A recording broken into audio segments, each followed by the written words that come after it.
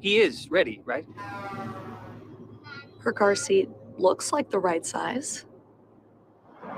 There are probably rules on when to move up to a booster seat, aren't there? Rear facing, forward facing? I think I have it right. Car crashes are a leading killer of children 1 to 13. Are your children in the right car seat for their age and size? Don't think you know you know. Go to safercar.gov/the right seat. I know my child's in the right car seat, or else I wouldn't get in the driver's seat. Brought to you by the National Highway Traffic Safety Administration and the Ad Council. You don't usually get a stock tip from a 16-year-old, but I'm here to tell you about a different kind of stock. It's called Better Futures, a stock for social change that's not about making money. Instead, you invest to help students like me go to college. This is beyond a simple donation. It's the opportunity for America to invest in its kids and take an active stake in the future of the country. The return on your investment isn't money. What you get back is knowing you protected our potential.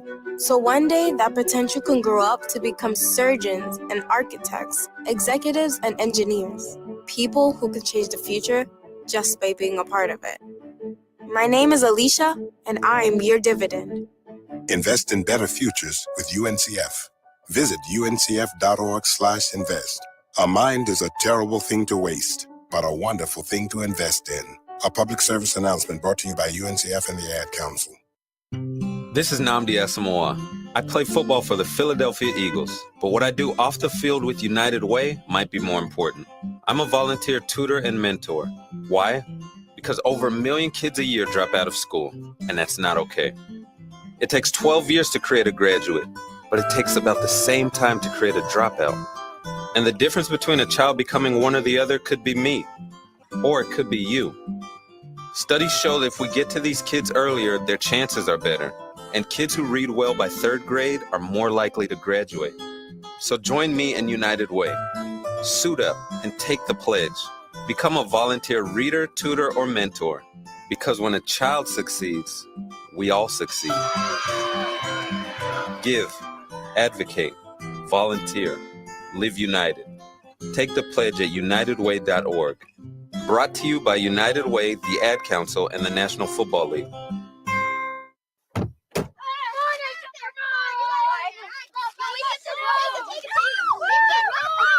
They'll challenge your authority. They'll try to break your will. They'll push you to the edge of your sanity. Because that's what kids do. But this car is your territory, not theirs. Defend it. Who makes the payments? Who cleans it? Who drives it? You do. That's who. And in here, your word is law. So when you say you won't move until everyone's buckled up, you won't budge an inch. Until you hear that click. Never give up until they buckle up. A message from the National Highway Traffic Safety Administration and the Ad Council. For more information, visit safercar.gov/kidsbuckleup. Let's go inside the mind of a 10-year-old. I should have worn those earrings today. I like those earrings. Gabby has those awesome earrings. I need to ask her where she got those, but that's just what she would want me to do.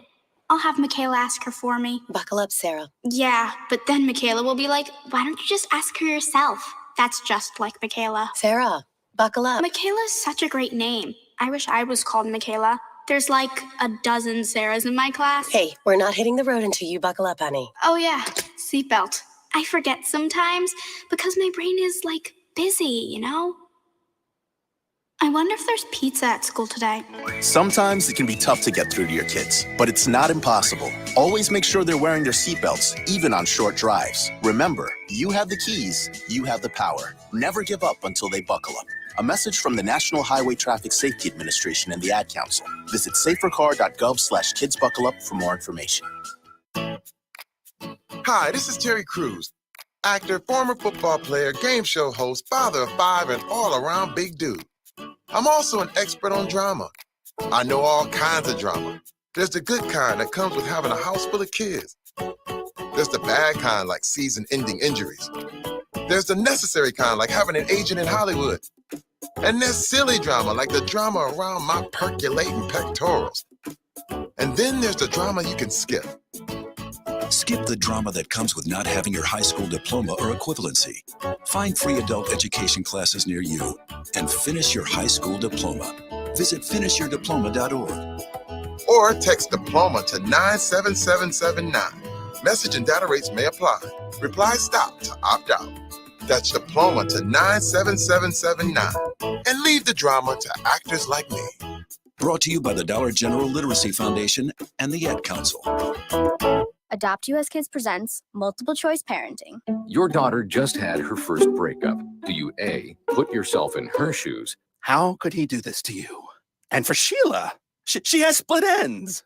B, console her. Oh, sweetie, this is going to happen a lot. 4, maybe 5 more times before you get married. C, take charge. Got to get this all straightened out.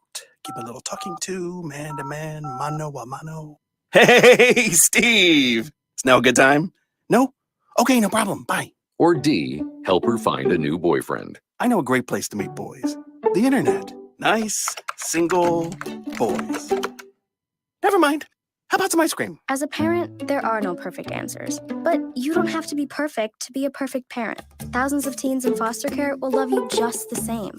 For more information on how you can adopt, visit adoptuskids.org. A public service announcement from the U.S. Department of Health and Human Services, Adopt U.S. Kids, and the Ad Council. This is you over 30 years ago. Are we there yet? Are we there yet?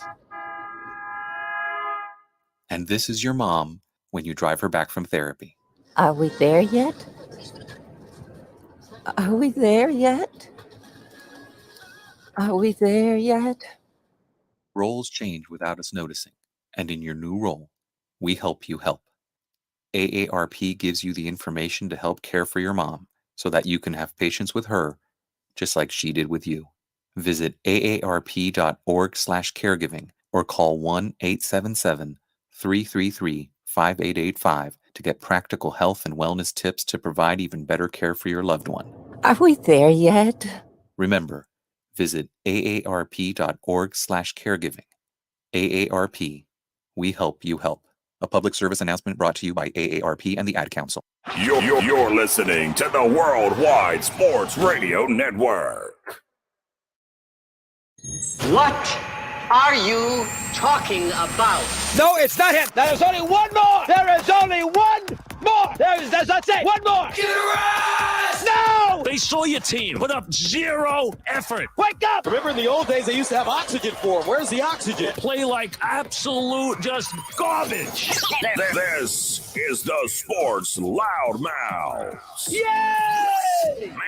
Can you keep it down? I'm trying to introduce here. With Errol Marks and Speedy Beatty.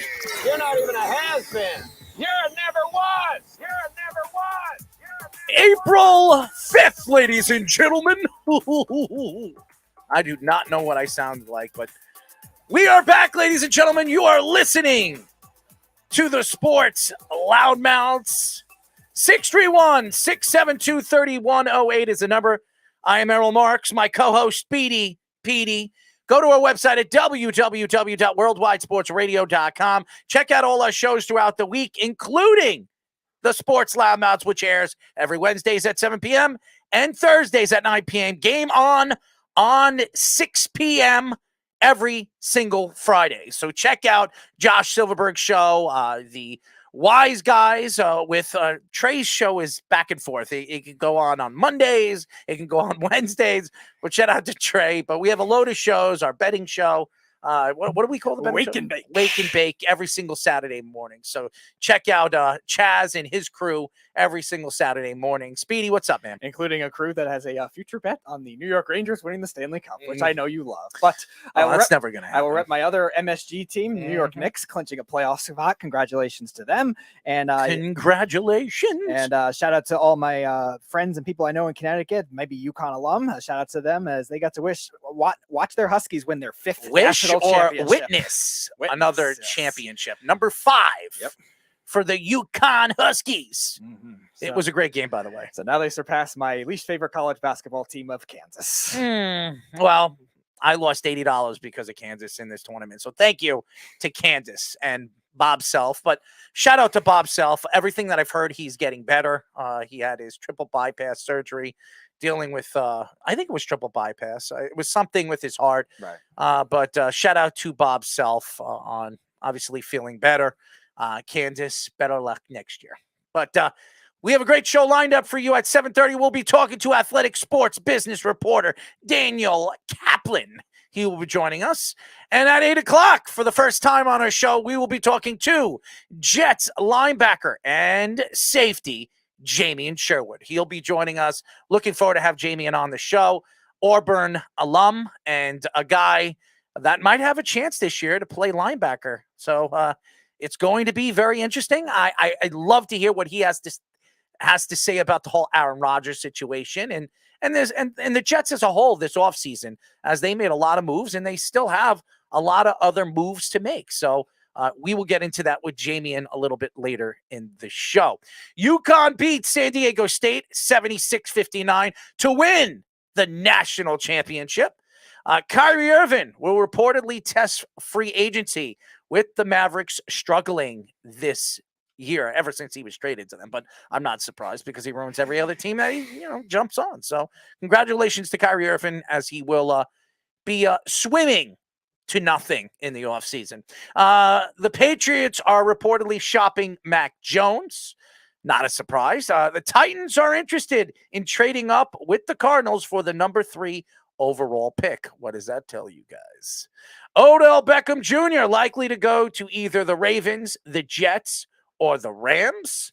And MLB rule changes already are having a significant impact throughout the first week of the Major League season. So, lot to get into. We will get into also the New York Knicks, as they have clinched a playoff spot. Looks like it's going to be the 5th seed. We will also get into the Islanders' race to 4, as they are 1 point in the final playoff spot, right ahead of the Pittsburgh Penguins. All the teams, the Florida Panthers, the Islanders, and the Penguins have 78 games. They've played 78 games. They all have 4 games left. We will see how this winds up. If the Islanders win out all their games, they're in. I think the magic number is 3 out of 4 for the New York Islanders. If they win 3 out of 4, they make the playoffs. That's my prediction here, because I don't think Florida or the Penguins are going to win out all their games. Just my opinion. UConn. Wow. I will say this. For anybody to take shots at the UConn Huskies at any point of this college not succeeding over the years, when Calhoun decides to retire, brings in a coach that wins a national championship and then fails miserably after that, eventually walks or gets fired, and now bringing in a Hurley. Danny Hurley, who is Bobby Hurley's older brother, very well respected around the college rankings or college teams around the country. What is so interesting about this national championship from all the rest is they did it so smoothly. They did it with how long? How long has Danny Hurley been the head coach over there in UConn? 5 years. 5 years. And he's going to win a multiple amount of championships because he's a very good recruiter.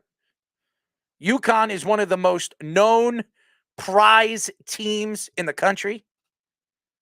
And that has a lot to do with Jim Calhoun and what he did building this college to be one of the best basketball programs in the country. San Diego State, a very well-respectable defensive team throughout the season. Had a lot of size. Went deep. A lot further than anybody thought they were going to. I picked against them every round, literally. Nobody would have thought that they would be in the national championship game. Nobody. Being matched up against Alabama. Being matched up in every single round where most people thought they didn't have a chance. Going into the tournament, they were practically sliding in. They were not playing good basketball at the end of the season. They weren't. But that's why, to me, March Madness is one of the fun tournaments to watch. It really is. Because you don't know what's going to happen in going through the Sweet 16, the Elite 8, to the Final Four, to the national championship game. And a lot of people had their favorites. Houston going into the tournament. They were one of the hottest teams in the country.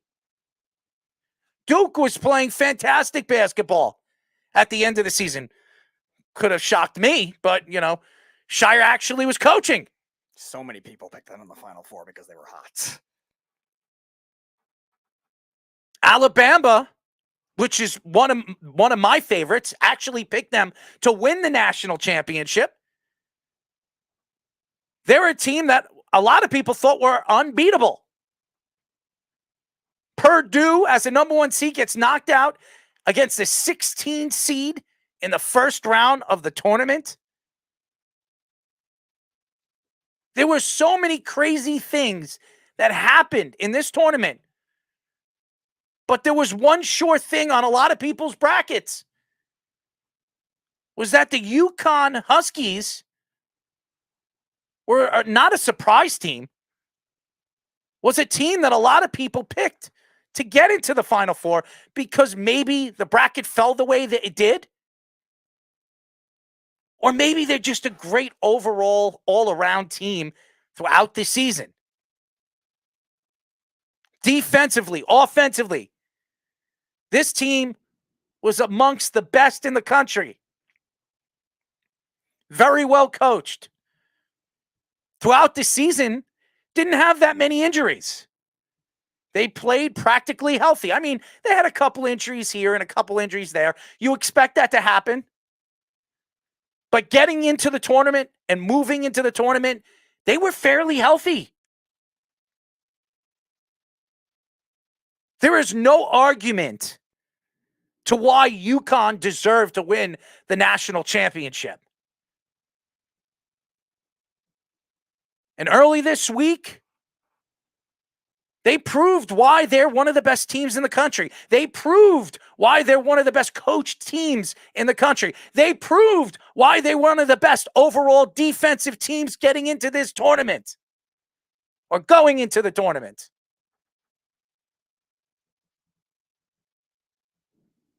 The one thing that sells to me when it comes to winning a national championship is believing.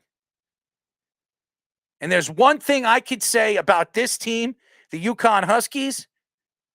They believed throughout the season they could win the national championship. As a matter of fact, I remember, I think it was in the final tournament. Big East tournament? Yeah, the Big East tournament. At the end of the semis that they won, I forget who they were interviewing. I forget who was getting interviewed. And he said, who do you have getting into the Final Four? If you weren't playing for UConn, who do you have going to possibly winning the national championship? And I forget who said it. He said, not only do I think we're going to win the national championship this year, we're going to make it look easy. Mm-hmm. And they did that. So they won by an average margin of victory of 20 points per game, which has only been done by North Carolina when they won in 2009. But I think UConn's even more impressive, though, because North Carolina, as I was looking at that year, was rigged by beating the 16th seed by 43 points. Like, UConn was beating Gonzaga by 28 points. UConn was beating an Arkansas team that just upset Kansas, like you were saying earlier, by over 30 points. And this game, too, against San Diego State, with that stifling defense, still was able to score 76 points on them. Teams like Alabama and Creighton in the bracket before that couldn't score on that San Diego State, and they have more potent offenses statistically. But UConn, like you were saying, one of the most complete teams. They were one of the 5 teams that were top 50 both offense and defense. They got size with Sonogo and the kid Klingon that played very well. And like you were saying, they believe in each other. This is a great team culture. And UConn, for a lot of people that were arguing, oh, they're not a blue blood because they're not in it all the time, or they go out early when they don't win their championships. They're doing it with 3 different coaches, and they won 5 championships. I mean, coaching, especially in today's NCAA, both with football and with basketball, coaches move around all the time. And for them to be able to still establish a great program without a lot of these 5-star recruits, they're not Kentucky, they're not Duke getting all these 5-star recruits, and still being able to put it together, it creates a great program. You saw that with Villanova when Jay Wright was there, and UConn's building something very similarly with Dan Hurley. They built a very complete team, and like you were saying, a very confident team. That I don't think any of these teams are going to any of these players are going into the NBA draft. As a matter of fact, I believe they'll all be back next year. I haven't heard anything, any one of these guys going into the NBA draft so far. Yeah, so far. And again, maybe they're still trying to celebrate. The parade is going to be on Saturday, so maybe they haven't been thinking about that yet. But still, you're right. Even if they do, we've seen this happen with Villanova. Right. For how many years did these players decide to go back and win another national championship? Jalen Brunson did it. Josh Hart did it. They all did it. And when you know you have a team, and you know you have a team that can compete for the next 2 years for another national championship, why not? Go back and try to win a national championship. Go see where you can take this team. Maybe being compared to one of the greatest college teams of this era. And that's why it annoys me when so many people after that game were saying that they're not a blue blood. What's your basis on that? They've won 5 championships since 1999. So you're talking about practically the 21st century. They've now surpassed Kansas. This alleged, they're all on the list of those blue bloods, and they now tied with Duke, who has 5 championships as well. They're a blue blood. So how are they not a blue blood? Just because they've had 3 different coaches? Just because they didn't have Coach K for as long as he coached, or just because they didn't have all the coaches that were Kentucky forever or UCLA with John Wooden? Like, just because they have 3 different coaches does not make them not a blue blood. It's a program that wins, and they continue to show why they did that. And they did it against a lot of good teams. You were talking about that region too. Yes, they didn't have to play Kansas, but they had Kansas, UCLA, Gonzaga in that region. It's not like they had a cakewalk like a lot of the ones in Alabama's region that wasn't that good, or there were so many upsets. So they really just did a dominant effort all the way around. And think about the Miami game too. How good was Miami's offense? 86 points against Houston. They scored a lot against Texas, who also has a good defense, and UConn held them to 59 points. And the Big East next year is going to be fairly good again next year. Marquette's going to be good. Xavier is going to be good. Providence is going to be good. St. John's, with Rick Pitino, they're going to be better. UConn, the national champion, they're going to be good. The Big East could be back as one of the best conferences in the whole country. For all the people, for all these years. And by the way, in my view, the Big East has been a pretty dominant conference over the last 10 years.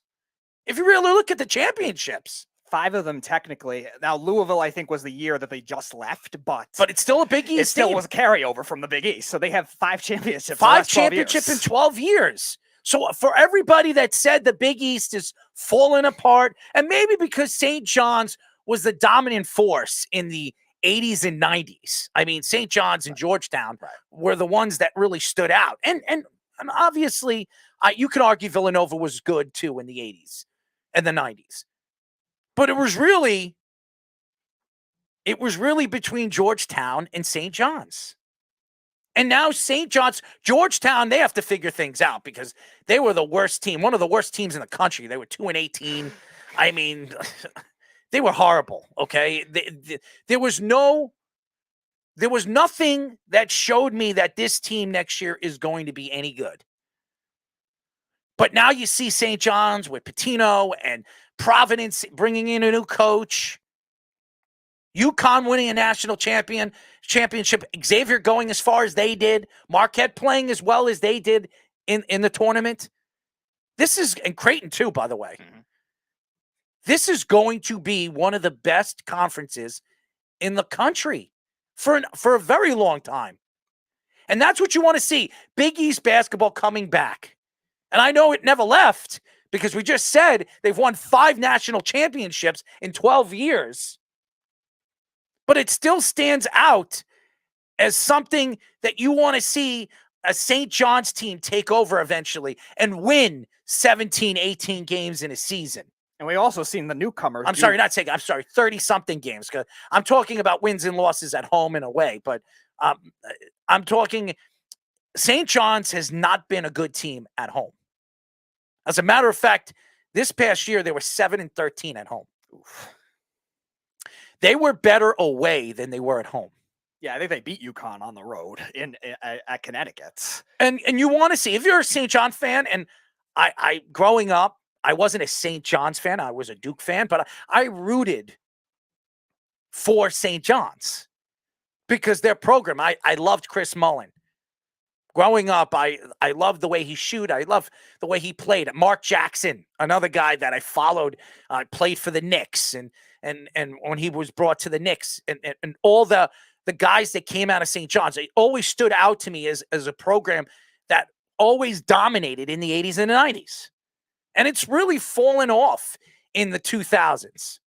For the last 23, 24 years, St. John's basketball has been horrible.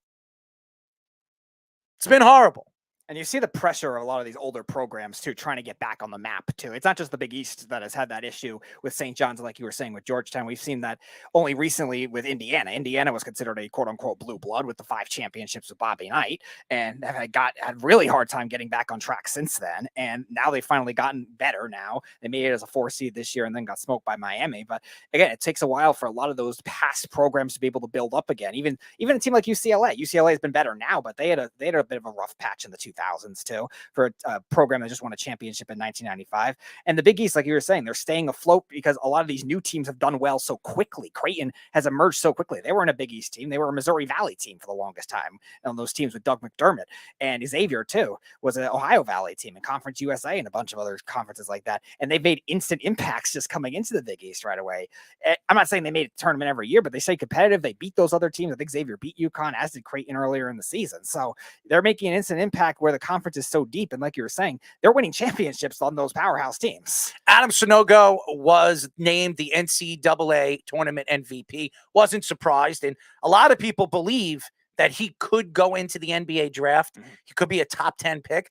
But there are stories coming out from the UConn end that he might decide to stay another year and try to win another national championship. And I would not be surprised if that happens. UConn has now won national champions with 3 different coaches: Jim Calhoun, Kevin Ali, and Danny Hurley.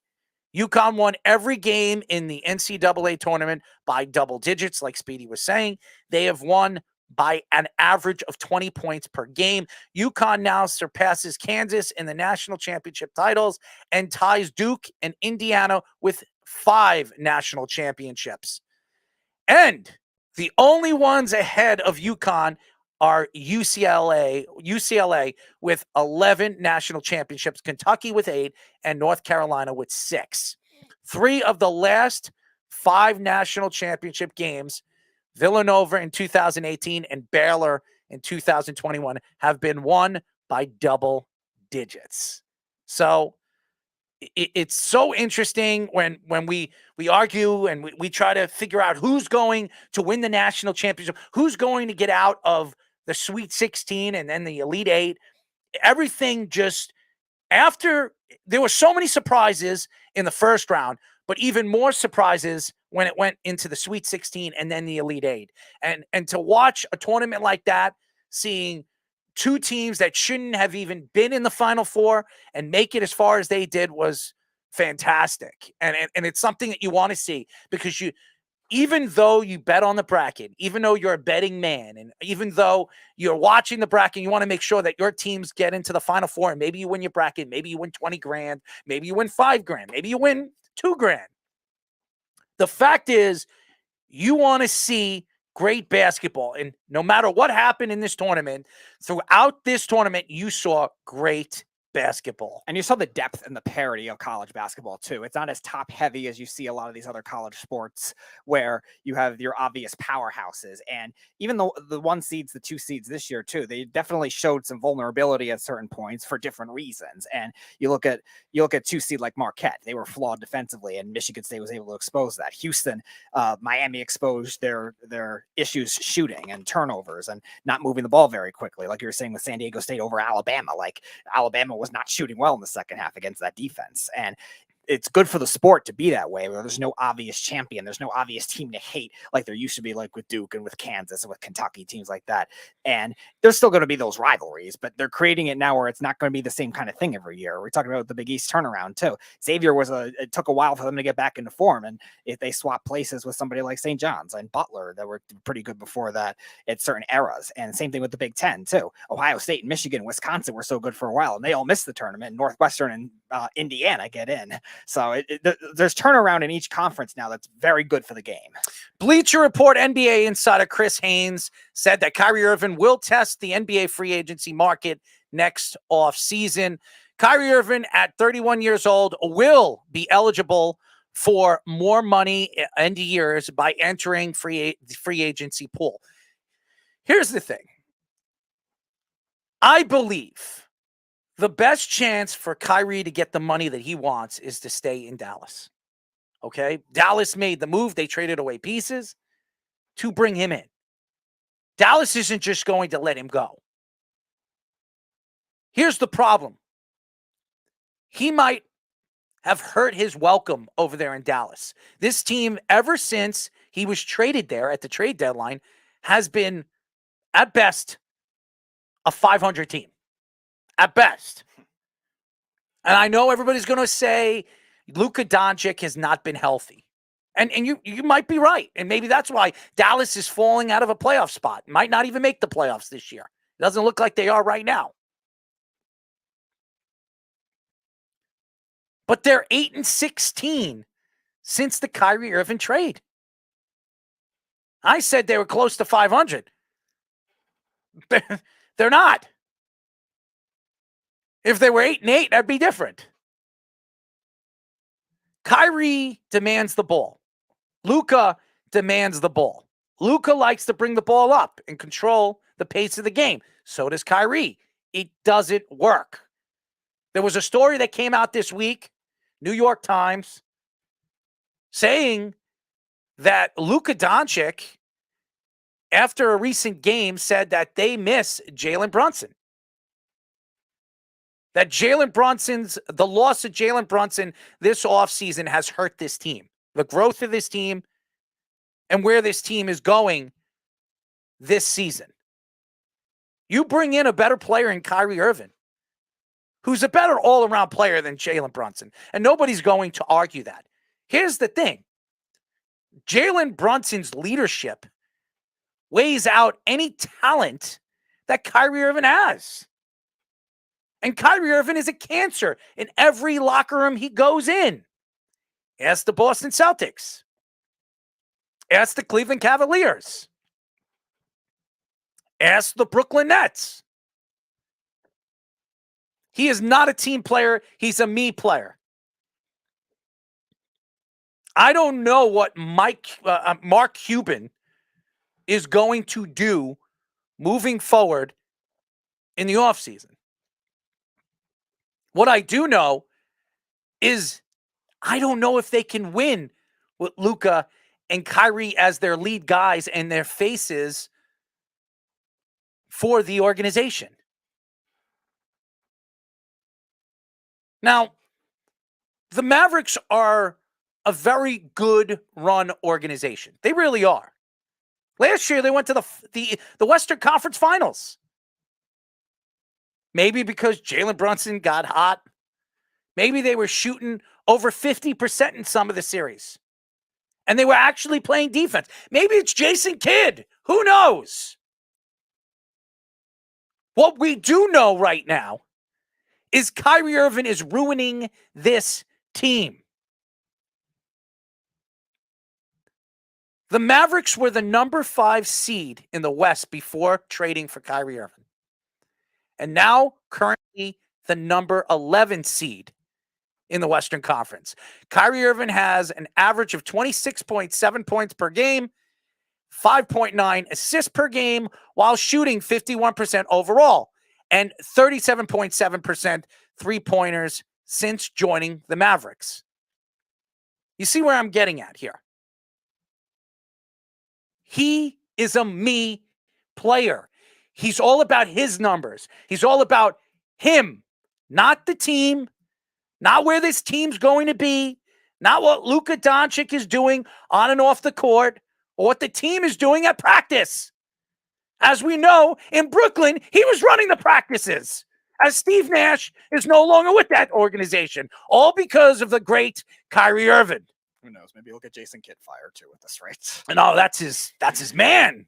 That's why he wanted to play for the Nets. They'll start their Jason Kidd and Kyrie Irving. He didn't want to be basketball league. He didn't want to be a Knick. You know why he didn't want to be a Knick?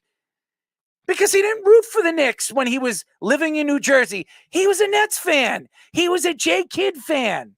Kenyon Martin fan. He went over there and made that organization a clown organization, a circus. By the way, you mentioned Mark Cuban too. He also said something earlier today that he blames Jalen Brunson's father of why Jalen Brunson is not with the Mavericks. Still. Okay, why? Because he works for the Knicks? Yep. Is that what it is? Apparently. Listen, Jalen Brunson wanted to play in New York. He wanted to come home. It had nothing to do. I don't think his father had anything to do with it. I'm sure, being the fact that his family is from the East Coast and he wants to move closer to his fam, and his kids want to be closer to their grandparents. Maybe that has something to do with. Who knows? That has nothing to do. I don't know. And I'm not Jalen Brunson's agent, and I'm not Jalen Brunson's father. There's no excuses. If you wanted Jalen Brunson, you overpay for Jalen Brunson. The Knicks didn't. They got him for a good price. And now everybody, honestly, I am laughing as a Knicks fan because every single analyst we've had on this show before the trade and then after the trade said the Knicks were crazy giving him the money that they gave him. And now it's one of the biggest bargains in the NBA. It was the biggest bargain in the offseason. Before we go to break, Snug says, love it. Kyrie is on a quest to play for every team, and he's working the plan. I hope Kyrie signs a max contract and Dallas does a sign and trade deal with the Knicks. No, Snug, that is not going to happen. This is a silly number.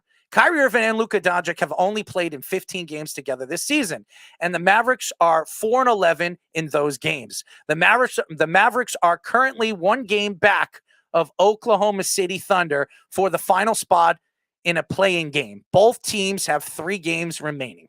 So thank you to Kyrie Irving. I would probably predict that they're not going to play in the play-in game. It will be Oklahoma City because I just don't trust Kyrie Irving. And I believe, but if they don't make the playoffs, how much craziness is going to happen in that press conference at the end of the season? Because he's not going to take responsibility for nothing. He never did it. He never did it in New York and Brooklyn. He never did it in Cleveland. And then finally, when he left Cleveland and he went to Boston, he thanked LeBron James and didn't realize how hard it was to be a captain, how hard it was to be a leader of a team. And he apologized to LeBron James. And then going into Boston acting like a complete moron. So we all know what Kyrie Irving's all about. He has the best talent I've seen a point guard have since Allen Iverson. Really. His ball handling skills, his shooting skills, everything about him. He is the better version of Allen Iverson. But here's the thing. Allen Iverson won with nothing. He didn't win a title, but he took a team with nothing. With guys washed up like Derek Coleman and Eric Snow, okay? Guys that they were decent players, not great players.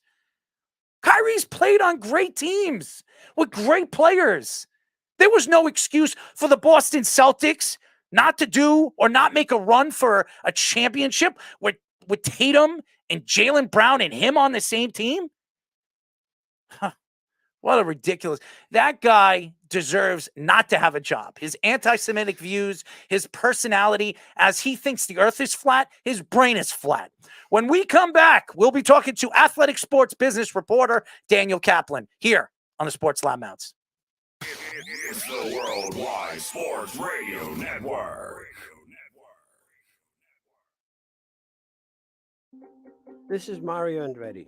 You know me as a race car driver, but I'm also a Meals on Wheels volunteer.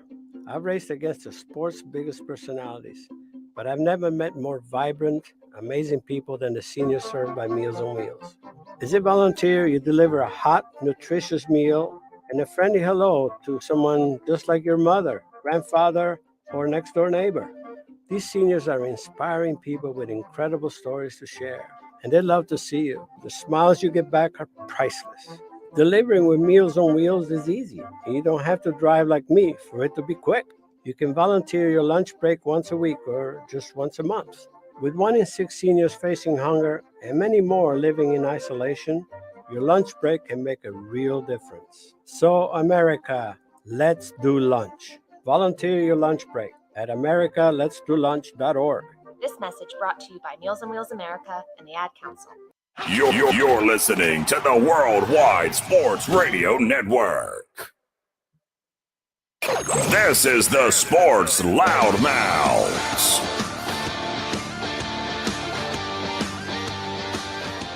631-672-3108 is the number. You're listening to the Sports Loudmouths. I'm your host, Errol Marks, my co-host, Speedy Petey. Remember, you can go to our website at www.worldwidesportsradio.com. Check out all our shows throughout the week. There are live shows. I know everybody keeps talking about podcasts. It does become a podcast, but you could actually tune in, call our shows, interact with our talent and different guests that we have on the show. Yes, you can interact with all the shows on our network. So you just have to go and look at the times that the shows are on live, and you can tune in throughout the week. You can listen to us every single Wednesdays at 7 p.m. live, and Thursdays at 9 p.m. The Sports Loudmouths with me and Speedy Petey. And now, ladies and gentlemen, a very smart guy. We've had him on the show before, and a guy that loves to come on our show. I hope he loves to come on a show. He's coming on a show again. So we're now talking to athletic sports business reporter Daniel Kaplan. Daniel, what's up, man? Hey, it's good to be on. Well, you look good, man. You look happy. Well, yeah, I'm. It's first night of Passover, so that's good. Oh, that's right. Happy Passover. Thank you. Thank you. Did you have a Seder tonight? We're doing ours tomorrow. My dad is out of town, so we're doing ours tomorrow. Awesome. I used to go to family Seders when I was a kid, and it's a really busy time for us too. But happy to everybody, happy and healthy, happy Easter Sunday. Easter, of course. Yes, and happy Passover for all the Jewish people out there throughout the country. This is a great time, and it's a great time to celebrate with your family and friends. So we're happy to have you on. We're happy that you're a busy guy and you're coming on the show. Well, great to be here again. All right, Daniel, let's get into it. Free agency in the NFL. Aaron Rodgers seems to be the talk of the New York town, and nobody knows what's going on. We do know that the Jets are the lead team. Then Craig Carton comes out the other day saying that San Francisco 49ers could be lurking in the bushes and snagging him up. I don't believe the story. I don't trust the story because it comes from a guy that loves to spread stories out, to a thin sheet of piece of paper. But what are your thoughts? What's going on with the Jets and the Green Bay Packers? Is this trade ever going to happen? Well, you'd think the Green Bay Packers must have put Craig up to that. I mean, they surely love the concept of this competition for Aaron Rodgers, but no one, that came out of left field. There's deadlines make deals. And the question in this transaction is, what's the deadline? Is the deadline the draft, or is the deadline the start of training camp, or is the deadline the start of the season? Clearly for the Jets, it's not the start of the season, but they could go past the draft. The Packers, if they want draft picks for this season, the 2023 draft, they need to get a deal done. And I think most people expect a deal to be done in the next couple of weeks or right up against the draft. But if it goes past there, it's a game of chicken between these two sides, because the Jets need him in camp probably by July, but the Packers don't owe him the $60 million he'll earn this year until September 1st. Jets can't wait that long. So yeah, you talk about that with the $60 million. Does that make it an incentive for the Packers to wait a little more? Do you think it makes an incentive for the Packers maybe to have these other teams come in, because they said they weren't trading with the NFC, and there's really not a lot of AFC teams interested? Right. I mean, again, the 49ers thing came out of left field, and it's hard to imagine that they've got Purdy, they've got Trey Lance. Why go with Rodgers at this point? But it's out there. It's potentially competition for the Jets. But if the Packers are going forward with Love, the getting draft picks in the 2023 draft will help them. So I think right now the Jets are in the driver's seat. But if the Packers go past the draft, I don't know who's in the driver's seat at that point. It's so funny because as a Jet fan, we're sitting here and I made a bet with one of our fans, and he's supposed to do something if the Jets do get, and here's the bet, Dan. It was so funny. I predicted that the Jets were going to get either Carr or Rodgers. And the bet was, if the Jets get one or the other, because he's got a big mouth, I told him that he has to eat dog crap, and he has to do it on live. Dog crap? Dog crap. He has to eat dog crap, and he agreed to it. He said, what? Yeah, he did. He agreed to it. Yeah, Speedy, am I right or wrong? Yeah. He did. He came out and he said, I'll do that. And he said, hold him to that? I'm going to hold him to it. And he's a man of his words, and I think he will do it. But we'll see if this ever happens, because it is the Jets. And as everybody knows, we are talking to the Athletic Sports business reporter, Daniel Kaplan. So, Daniel, we look at it this offseason. There were a lot of. That's one more question about the dog crap bet. Yes. What happens if neither Carr or Rodgers goes? What do you have to do? Well, I have a friend and a fan that calls the show all the time. His name is. I gave him the nickname the Beeve. If I lose, I have to call him FUD. Okay, for a whole year. For 12 months, and he already is disagreeing. The guy that I have to call FUD, he disagrees on any way this bet even makes sense. So I have put it out there. I agreed to it. So if I lose, I have to call him FUD. It's nowhere close to eating dog crap on FaceTime. So, you got the easier end of that bet. Did I ever? So, Dan, we look at this offseason. There were a lot of interesting moves. Okay. And there's still a couple of moves to be made. Odell Beckham is still out there. There are stories coming out, which we haven't gotten into it yet, that the Ravens, the Jets, and the Rams are the final three teams that he's interested in playing for. I think he's waiting for the Jets to land Aaron Rodgers where he can make that decision. What move stands out so far this offseason to you that could change everything in the NFC or AFC? Well, the 49ers getting the defensive defensive lineman from the Eagles, Hargraves, I believe. That's just a monster line there. And assuming they can keep a quarterback healthy through the Super Bowl, I think that's the team to beat. So in terms of the salary cap itself, we've seen a lot of these teams try to manipulate it now. The Saints being the biggest example of it for the last 3 years. It looked like they're always under the cap, and then they manipulate it where they're over the cap. That's why I think there was a shot that they could get Derek Carr. How do teams end up doing that particular way? And do you think this is something that the NFL will adjust to if too many teams do it? Well, teams have been doing this pretty much since the institution of the cap in 1993. The cap is an accounting device. So when you say a team if the cap is $225 million, that's not necessarily what the team is spending in cash. It's just an accounting device. So if you have a bonus you're paying a player of $30 million and he has a 3-year contract, that bonus gets divided 3 different ways for purposes of the cap. So 10 million 1 year, 10 million the second year, 10 million the third year. The 30 million is paid in the first year, but it doesn't go all up against the cap. So what will happen is, if you're a team like the Saints, you go to your existing players if you have a little cap room, and you'll say, you've got 20 million we owe you in salary. Let's convert half of that to a bonus, and we'll spread that over the years left in your contract. Or they'll say, you have $15 million we owe you this year. Let's turn that into a bonus, and then we spread that over. So they'll go to 3-4 players. They'll restructure the deal. The players are getting the same amount of money they otherwise would. It's just for accounting purposes. They're kicking the cap issue down the road a little. Dan, what's going on with Lamar Jackson? I mean, there's stories coming out that the Baltimore Ravens are waiting for a team to make a move for him, give him an offer, and then they're going to match the offer. Then you're hearing that he doesn't want to play for Baltimore anymore. He's talking to multiple teams. Then you're hearing those multiple teams are not interested in him.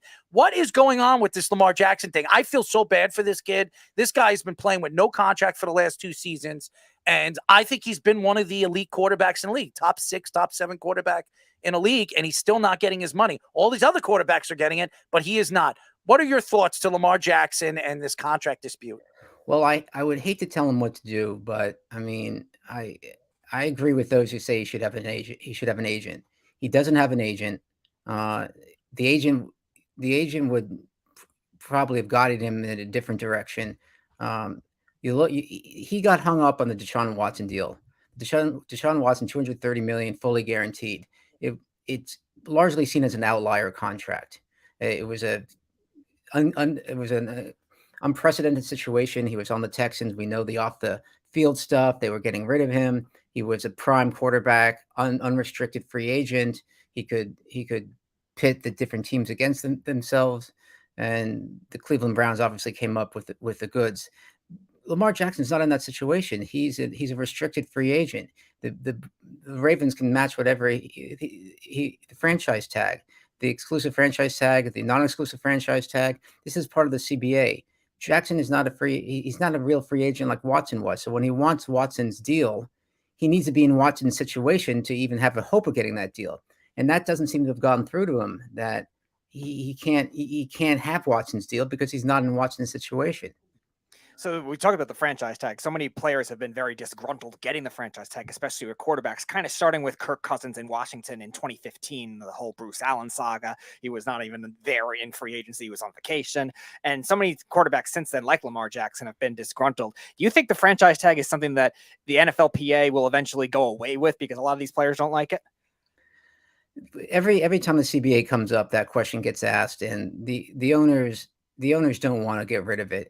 The union would have to give up a lot to get rid of the franchise tag. It probably would mean a lesser cut of the revenue. It might mean it would mean the union would have to give something back. And since this only affects one player on each team, it's not that the union looks at it as they represent 2,000 players or whatever the number is. This affects 32 players. So it's not a hill they're going to die on, and the NFL relishes the franchise tag.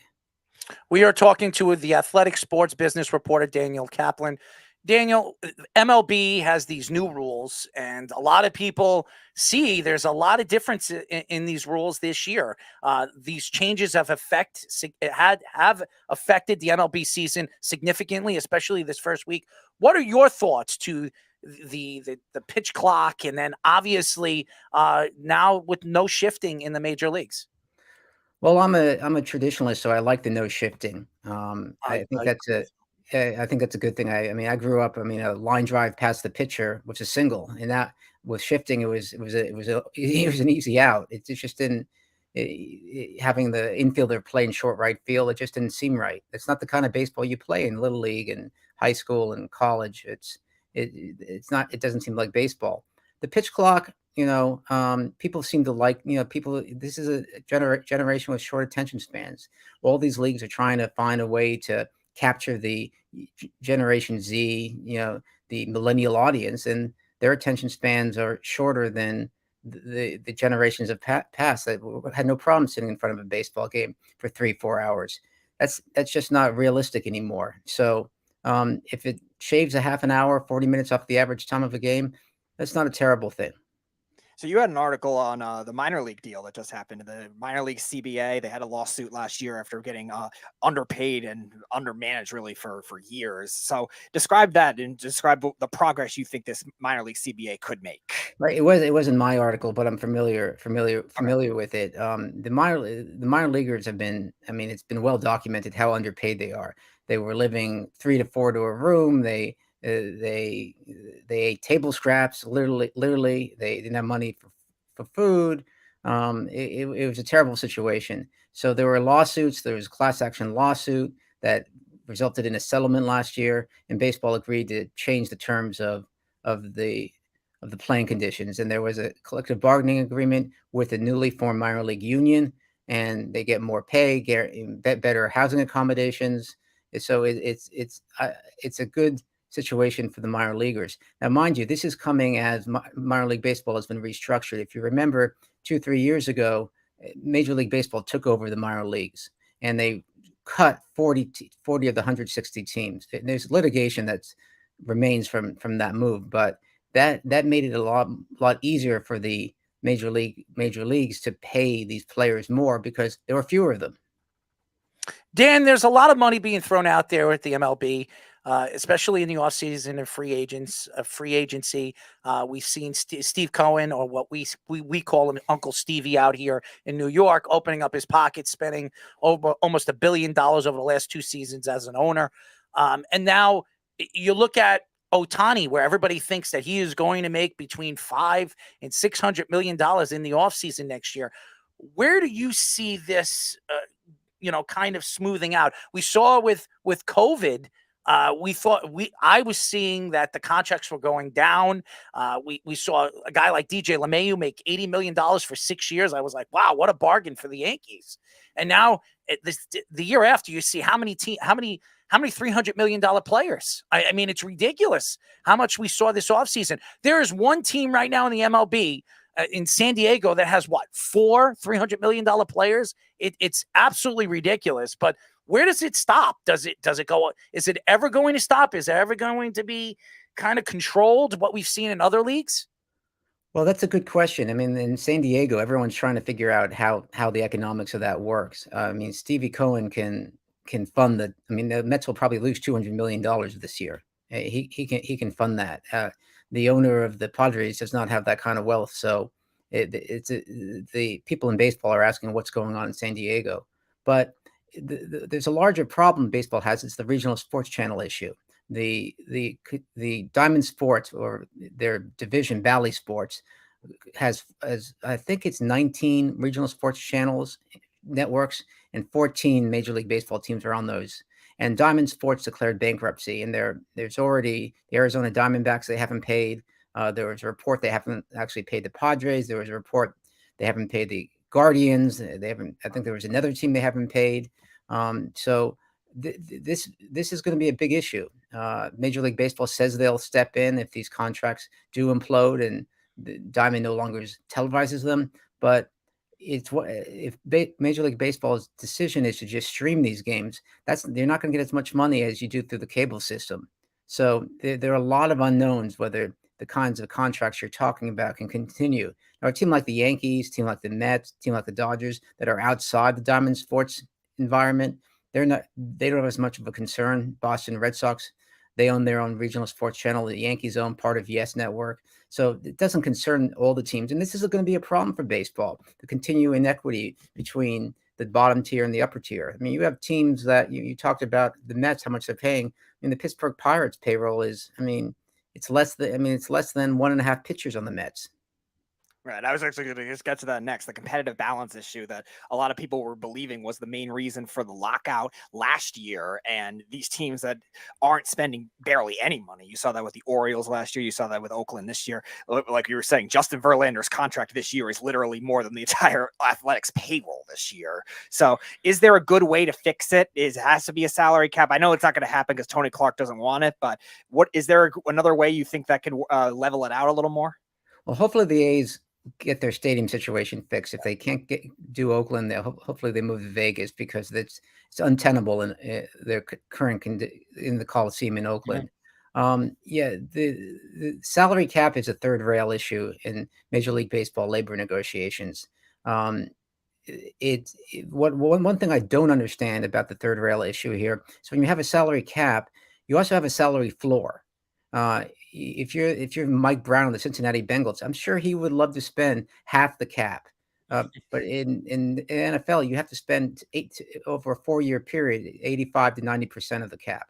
That's the floor, and the cap is the 100%. So that's why you have the competitive equity in the NFL. In Major League Baseball, it's not that the same team wins the World Series every year. It's the same teams are making the playoffs year after year. The Yankees are going to make the playoffs. year after year. The Dodgers are going to make the playoffs year after year. The Astros are going to make the playoffs year after year. There'll be outliers. There'll be teams like the Tampa Bay Devil Rays who can make a run at it.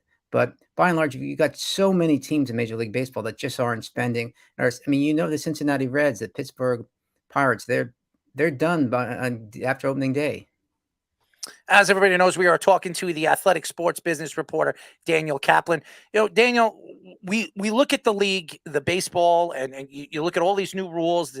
Now DH is in the National League, and I think it helps pitching and pitchers out because we've seen multiple pitchers have season-ending injuries because they're hitting at the plate. I know that's part of the pastime, that's the part of baseball, but baseball has changed. The game has changed, just like with the contracts and all the different things that have been implicated into the game.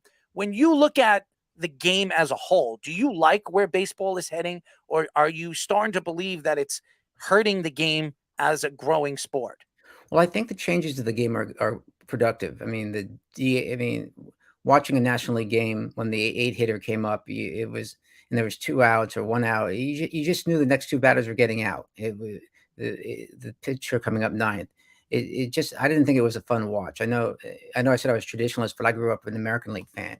So I think it's a good thing that the DH is in both leagues. Both leagues should have the same rule. So I do think that the changes they're making, the pitch clock, the getting rid of the shift, the bigger bases, which is causing a spark in stolen bases. I think those are all good things. But the competitive equity, that's something that baseball has to get its hands around. And if the union is going to be intransigent on some sort of revenue share, salary cap, I don't know what baseball can do. So I want to go back to the NFL. A big story with Dan Snyder selling the Washington Commanders. Now we've seen 2 different bids of $6 billion, one of which by Josh Harris and the other one by Steve Anastopoulos, I think his name is, who's a Canadian guy. So $6 billion. Where do you see this bid going for the Commanders? Do you think it could get even higher? And how much do you think that'll help a team like the Commanders really change their team culture? Well, it's unclear. It's been reported they're 2 $6 billion bids. We don't really know that's the case. I mean, the Canadian billionaire, he has a net worth of $3.6 billion, and unless he has a lot more people in his group, I'm not quite clear how he's financing it. You can only borrow $1 billion to buy an NFL team, and you can't bring in private equity. So I have questions about that bid. Josh Harris has the wealth. He has the investment partners, so he's considered the front runner. Hovering over all this is Jeff Bezos, the Amazon founder and Washington Post owner, who Dan Snyder has pushed to the side because of the Washington Post coverage of the team. There have been reports recently that Snyder may be having a change of heart, which, if that's true, it suggests to me that the bids aren't as robust as maybe they're made out to be. You can bid $6 billion, but the financing it's how it's financed and put together might not pass NFL muster. So clearly, if the team is sold, it's going to change a lot of things. They'll be able to get a stadium deal done. The fans will probably turn back. Who turned away from the team will come back. So it will be a big change for that team for the better. Dan, the growth of the NFL, and obviously some of these young teams like the Bengals with Joe Burrow and the quarterback play over the last couple of years, the mobile quarterback is starting to advance the game. Do you like the way the game and the mobile quarterback has changed the game as much as it has over the last couple of years? Sure, it's exciting to watch Lamar Jackson play. I mean, assuming the quarterback can do the traditional stuff of throwing from the pocket, you don't want to just see a quarterback who can only run. But I mean, Mahomes, Lamar Jackson, Jalen Hurts. I mean, these guys are sensational to watch. I mean, the Super Bowl. I mean, what a show Hurts and Mahomes put on. It's incredible. It's the way it's why the Florida quarterback, even though he won 8 games in college or some silly low number like that, he's a combine freak, and that's why he's reportedly going to go in the top 10 of the draft. I think it's a big mistake. That's just my opinion. So my last question is, just in general, we've seen sports gambling and betting have a huge impact throughout many different sports. So how big do you think it'll end up getting with a lot of these different leagues? Well, it already is pretty big. I mean, you've got the NFL at their owners meeting just allowed sports books to be operational on game day that are housed within NFL stadiums. they're crossing one barrier after another. I imagine at some point in the future, the NFL will will be in partnership with the sports book, not just as a sponsor, but as a partnership in the book. So it's a lot of money. I personally don't like all the ads. I sit there with my 13-year-old son and 14-year-old son, and I have to tell him after every commercial break, don't gamble your money away. Well, that doesn't really help anything. That's for sure. No, Your well, son's he's not going going to to listen be to his broke. dad anyway. Well, Dan, we really appreciate your time as always. We'll love to get you on again. Keep up the good work, what you're doing for the Athletic, and happy Passover, my friend. All right. Thank you. Thanks, guys. Daniel Kaplan, as you heard, sports business reporter for the Athletic. Fantastic guy, as always. Very smart guy. Very smart guy. Gives us some good takes when it comes to MLB and the NFL and where the sports are going as far as the money is concerned and the business part. Because people think that these games are run just because of the talent. It's also the talent makes the game move in the direction that it's growing money and endorsements. But the game has to bring in the money in so many different ways with television deals and all the different deals that they're bringing in. And a lot of that has to do with the business end of it. So very interesting from Daniel Kaplan. When we come back, as I am a Jet fan, we will be talking to Jets linebacker and safety, Jamien Sherwood, here on the Sports Loudmouths. It's the Worldwide Sports Radio Network.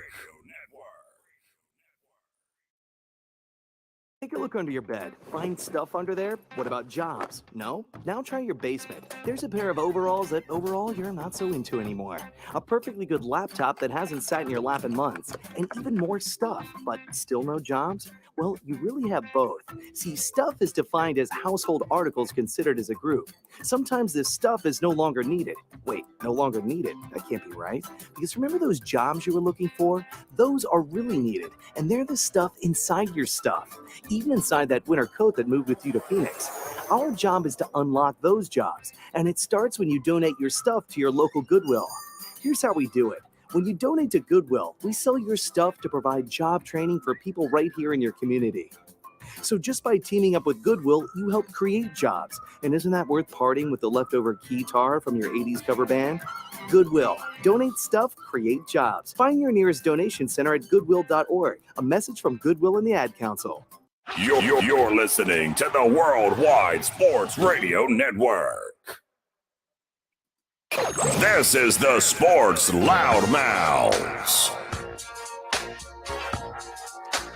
631-672-3108 is the number. You are listening to the Sports Loudmouths. I'm your host, Errol Marks, my co-host, Speedy Petey. Remember, you can go to our website at www.worldwidesportsradio.com. Check out all our shows throughout the week. They are live and in color. You can actually tune in to all the shows on all the social media market and publications. You can listen to us on a live stream. Go to our streamline, and you can check it out by going to our website at www.worldwidesportsradio.com. Thank you to Daniel Kaplan for joining us, the Athletic Sports and Business Reporter. And now, we are now talking to Jets linebacker and safety, Jamien Sherwood. Jamie, what's up, man? What's going on? How you guys doing today? Oh, you look healthy. You look good. You have some smiles. You should be happy. It's been a crazy offseason for the Jets. But before we get into that, how are you and your family doing? How are you doing after the season? I'm doing good. In the beginning of the offseason, I got a chance, time to spend with my family and stuff. So I went back home to Florida, hung out with them. And then after that, I just been back up in Jersey, working out, hanging out. You've been hearing a lot of stories coming out from New York as a quarterback as half your players, Sauce and Brees and Garrett Wilson, hanging around the fireplace, throwing, a cheese head into a fire pit, enjoying themselves. And I love all three of them. Fantastic players. You got a chance to get to know them this season. What are your thoughts to the Aaron Rodgers rumors? Do you think this is going to happen at any point or any time that you think in the next couple of weeks? If it does, we'll get to that point. Right now we're just going to focus on what we have at this point. You can't focus on what they say in the media. We just have to move forward with what we have right now. And, I think we're in a good spot. We have a good core unit, what's coming in. The GM's doing a great job, coaches, and we'll figure it out as we go.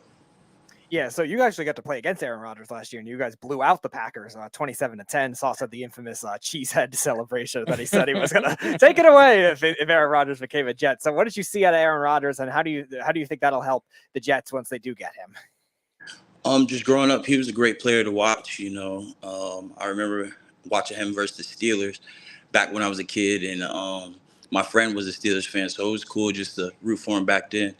But I mean, if they get him, like I said, when he gets here, we'll figure it out what it looks like. We are talking to Jets linebacker and safety Jamien Sherwood. Obviously, you have a great coach in Robert Saleh. What is it like being coached from a player's coach like Robert? I've seen a lot of different things in the offseason that he worked with some of the young players, college players. He was working with what was it? The pro? What do they call it? The college Senior Bowl. Oh. The Senior Bowl. He talked to all the Senior Bowl players. He was fantastic at the Senior Bowl. What is it like being coached by a player's coach? I can say from my standpoint, making the transition from safety to linebacker, he was a good help. Him being a defensive-minded coach, I could go to him. I could go to my linebackers coach, defensive coordinator, and, they would all give me helpful tips. They're all defensive-minded. And him in particular, he's a great head coach, someone who's a great leader. And, I don't mind being led by him. Like I said, like you said, he's a player's coach, and he really is. He cares about what we have to say. And, he attends to our needs. So you being drafted in 2021, who have been some of the veteran players since you've been joining the Jets that have really helped grow your game and have been good leaders, good, helpful teammates to help you out? CJ Mosley for sure, Quan Alexander, Justin Hardy, Will Parks. There's a lot more, but those four stand out. Like CJ, him being a vet in the league. And like I said, me making the transition to linebacker, him just being my blueprint, seeing how it's done, that's helping me a long way. Asking him questions, learning the game, he knows so much. Anything I need to know, he always has the answer for it. Quan, once he came to the team this past year, he helped me with my technique more. Like I said, making this transition, it was hard. Different techniques you have to do, different moves, you have to have a different skill set. Quan was a great guy for that. He's fast, he's slippery, he makes a lot of plays. So, and Justin Hardy, he's a real vocal. He says some things, it'll touch your heart, touch your soul, and it'll make you think. And, it'll bring a real dog at you. Will Parks, just high energy, makes you love what you do every day. And those are some real leaders. We are talking to Jets linebacker and safety Jamien Sherwood. What is it like, obviously coming from Florida, Jensen Beach, Florida, playing for Auburn, and then getting drafted by the New York Jets, coming to New York? The fans are crazy out here. They want their team to win. The team hasn't been in the playoffs in over 13 years. What is it like playing in front of all the Jet fans? I think it's amazing. You hear a lot of fans. I like it when they come to the game. It's a lot of people. When we win, it's an amazing atmosphere. And it's different, growing up, I used to hear stuff about New York City all the time. And I could never really imagine it, experience it until I actually got the chance to. And it was just crazy. I never really seen anything like it. You can't compare anything to it. And it's just crazy. Like you said, I've been in Jensen and Auburn, Alabama, to New York. Every three is different. I'm just blessed to have the experience, each one of them. So you have to play with a very vocal cornerback that played very well this year in Sauce Gardner. Great personality. We've seen him brand himself with his wing sauce and all that stuff. So you have a good Sauce Gardner story from this season.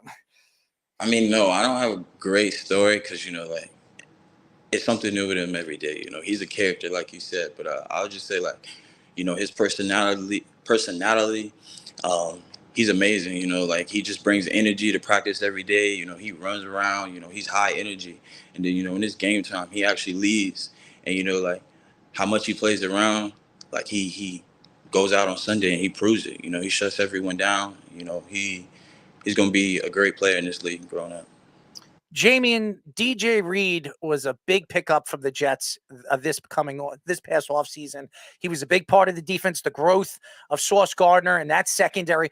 What is it like playing with a Pro Bowl player of that magnitude? Honestly, like DJ, once he got here, I was actually doing my rehab at that time when he got here last spring. And, just watching him practice, every day, he was getting like interceptions, PBUs, like he was going hard every day. Like he didn't take a break off. And then once we got to training camp, it was the same thing. He always keeps his foot on the gas. Game time, he's always ready. And like, I think that was a great pickup, not only for the secondary, for the team.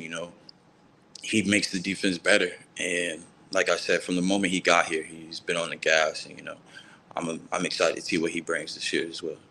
So you've played both safety and linebacker in the NFL, and we've seen a lot of these hybrid players, especially defensive players, be a new wave of the NFL. Do you see that kind of thing maybe even taking over as the norm, even on offense, where you got these hybrid running back receivers? And also for you, what was the adjustment like trying to switch positions both in college and in the pros?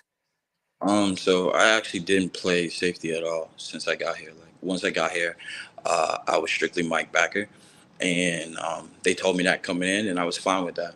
The transition was different only from, I would just say, getting the reps, like taking on blocks, coming from safety. I get 10 yards of speed, I got time to read everything.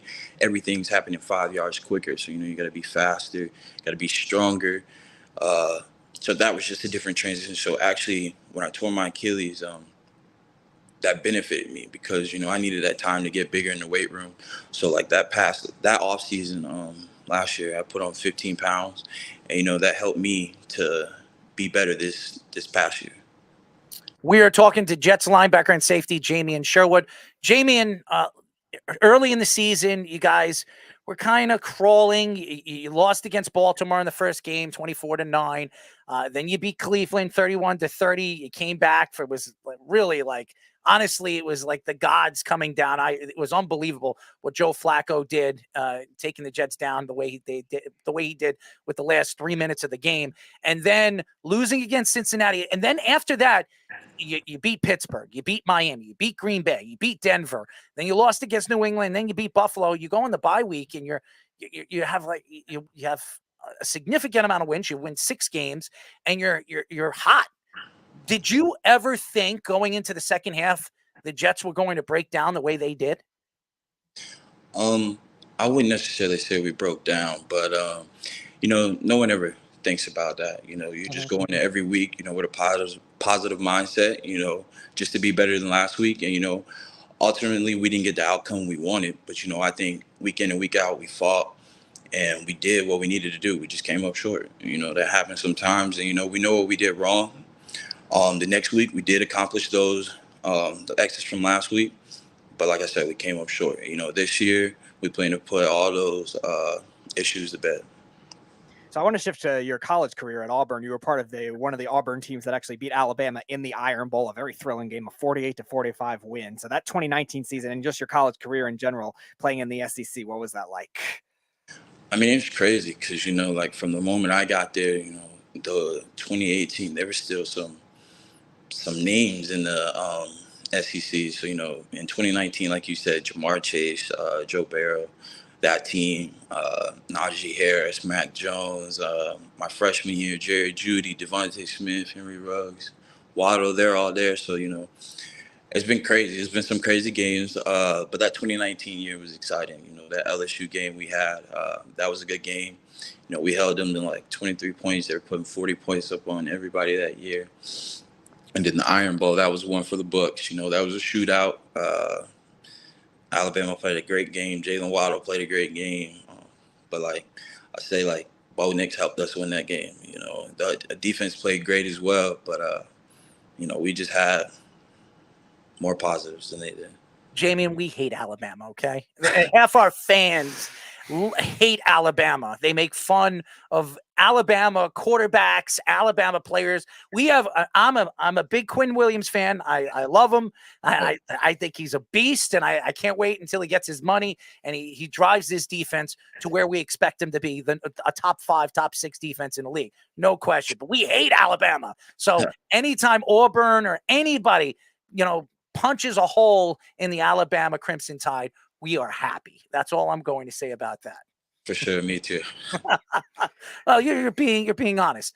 What was it like hearing your name being called in the third day, round number 5, pick 146 from the New York Jets?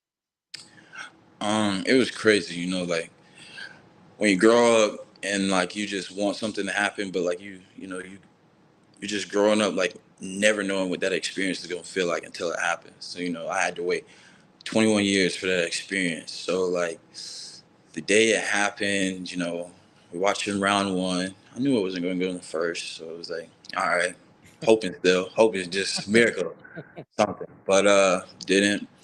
Then on the second day, it was like the second and third, and I was hoping again, and then it didn't happen, and I was just like wondering that night, like, will it ever happen? You just start doubting because you just don't know, like you're just so anxious, you want it to happen so bad. Then on the third day, 4th round goes by, and it's just like, and then honestly, I feel like a bill collector called, or like a 1-800 or something, but like it doesn't come up as 1-800 no more. Like it comes up as like an area code near me. So yeah, but I answer it, and then it's like you won like a boat pass or something. I hang up, the 4th round's still going, then go to commercial or something, 5th round. And then a 973 number calls me, and the area says like New Jersey, and I'm like, New Jersey.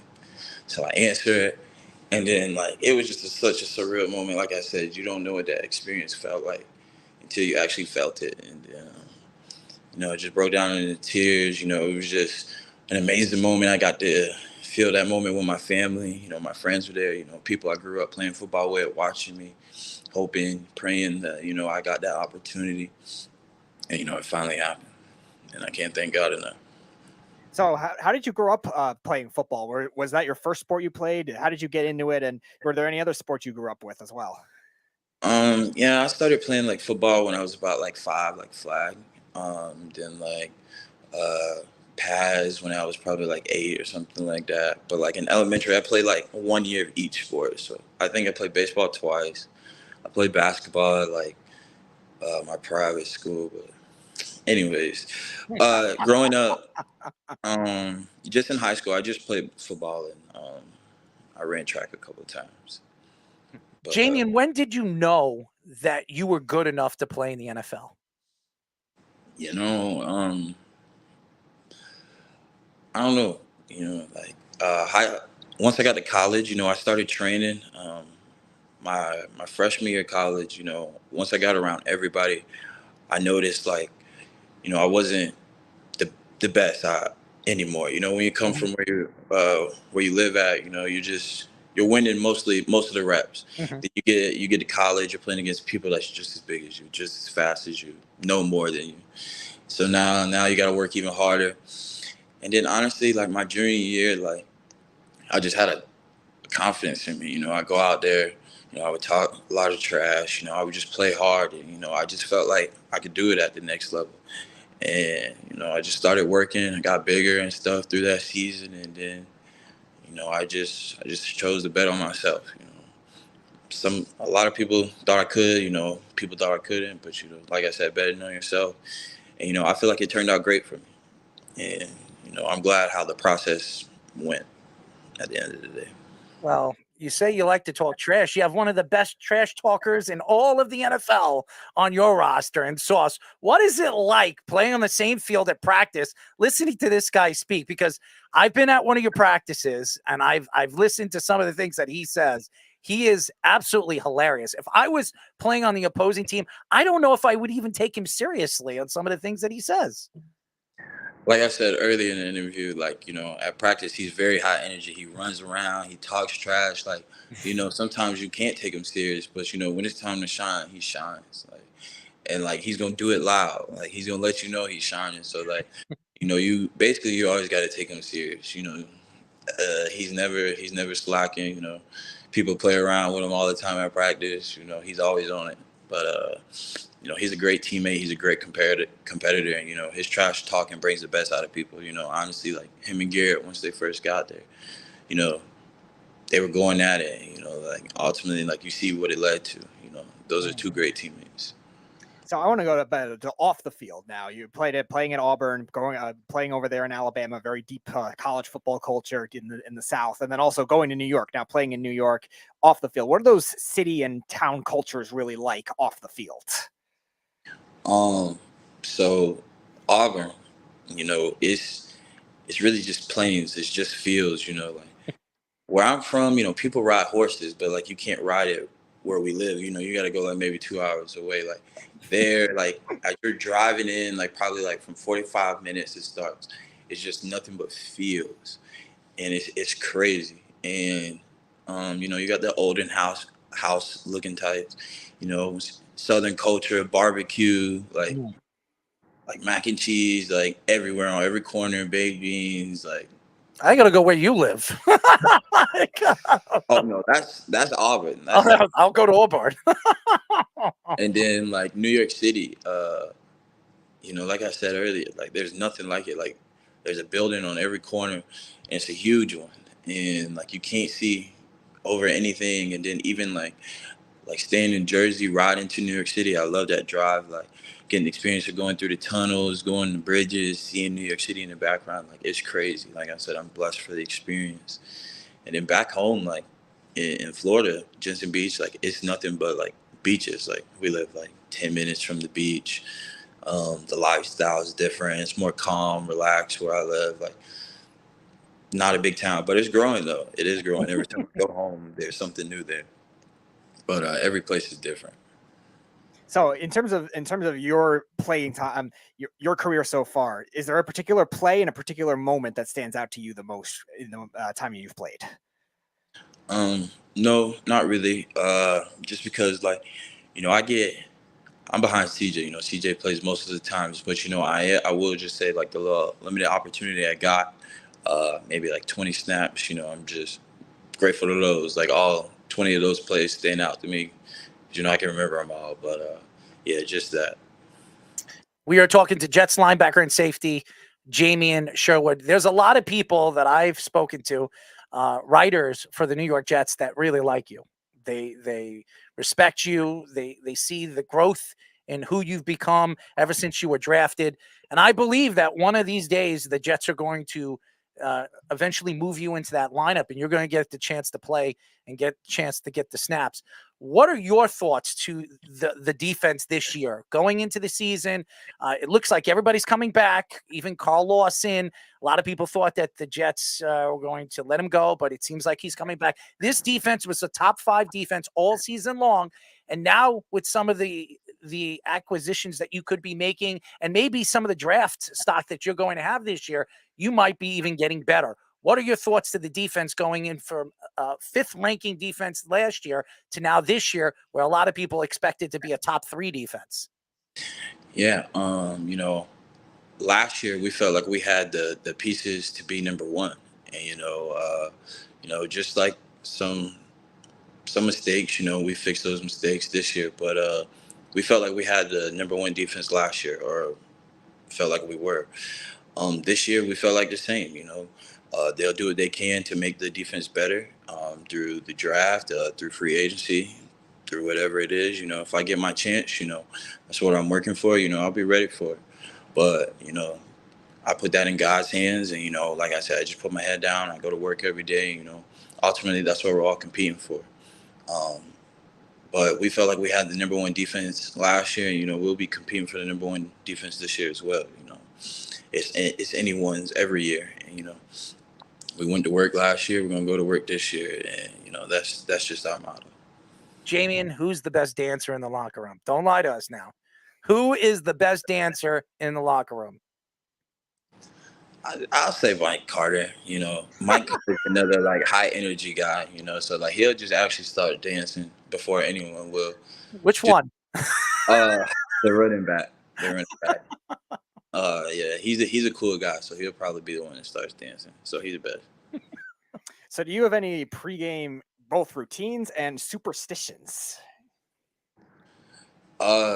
No, but like I try to eat the same thing the night before. So like when we go to like the hotels or something like that, I try to get the same pasta every time.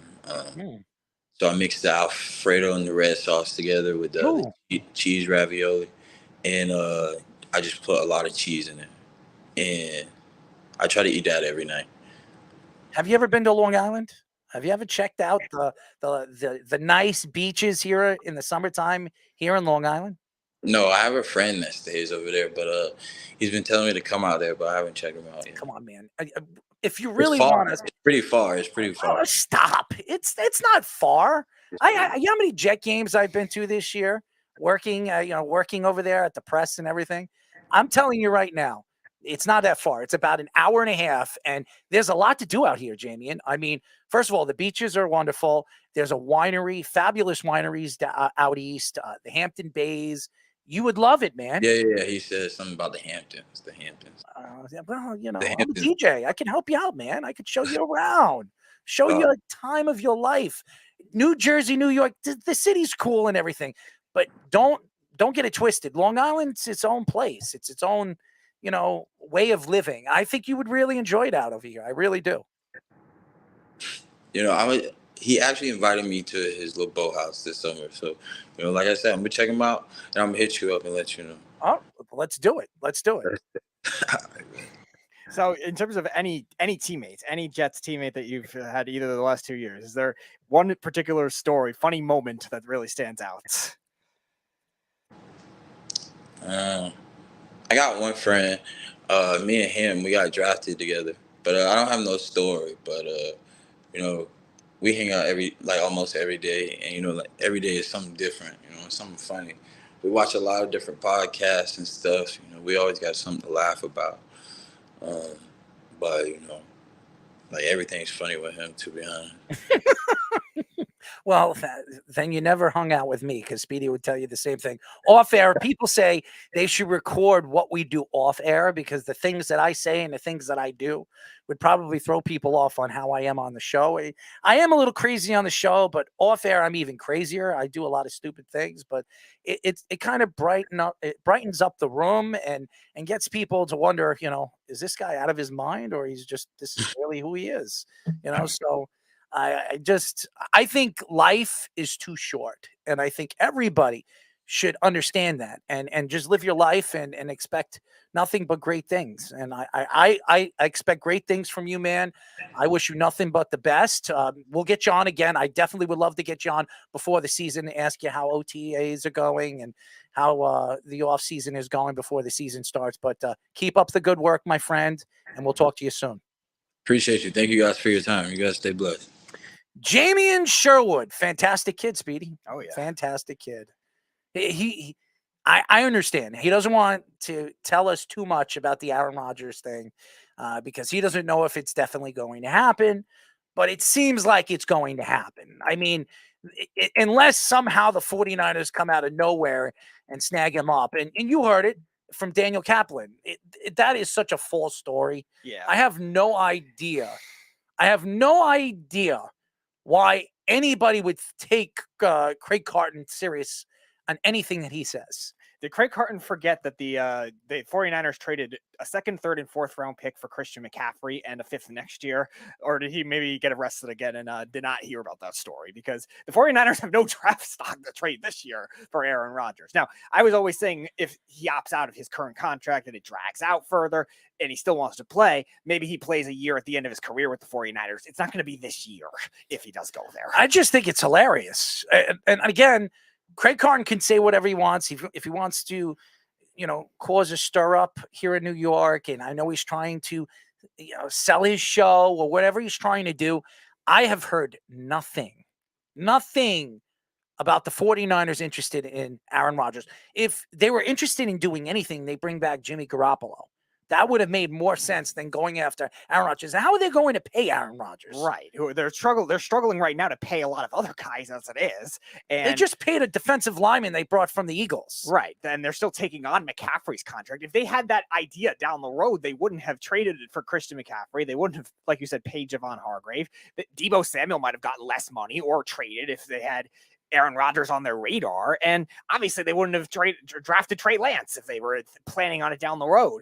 They would have had to plan that far ahead in order to get Aaron Rodgers, because we've seen Aaron Rodgers have some tension with the Packers in the past too. It wasn't just this offseason. It was the 2021 offseason last year as well. So I just don't think logistically it makes a lot of sense for the 49ers to be able to get him this year. Again, 2 years, he opts out of that big money that he's going to get the next 2 years, and he still wants to play one more year. Yeah, I could see it at that point, but not right now. The Niners have no draft picks and don't have salary cap space.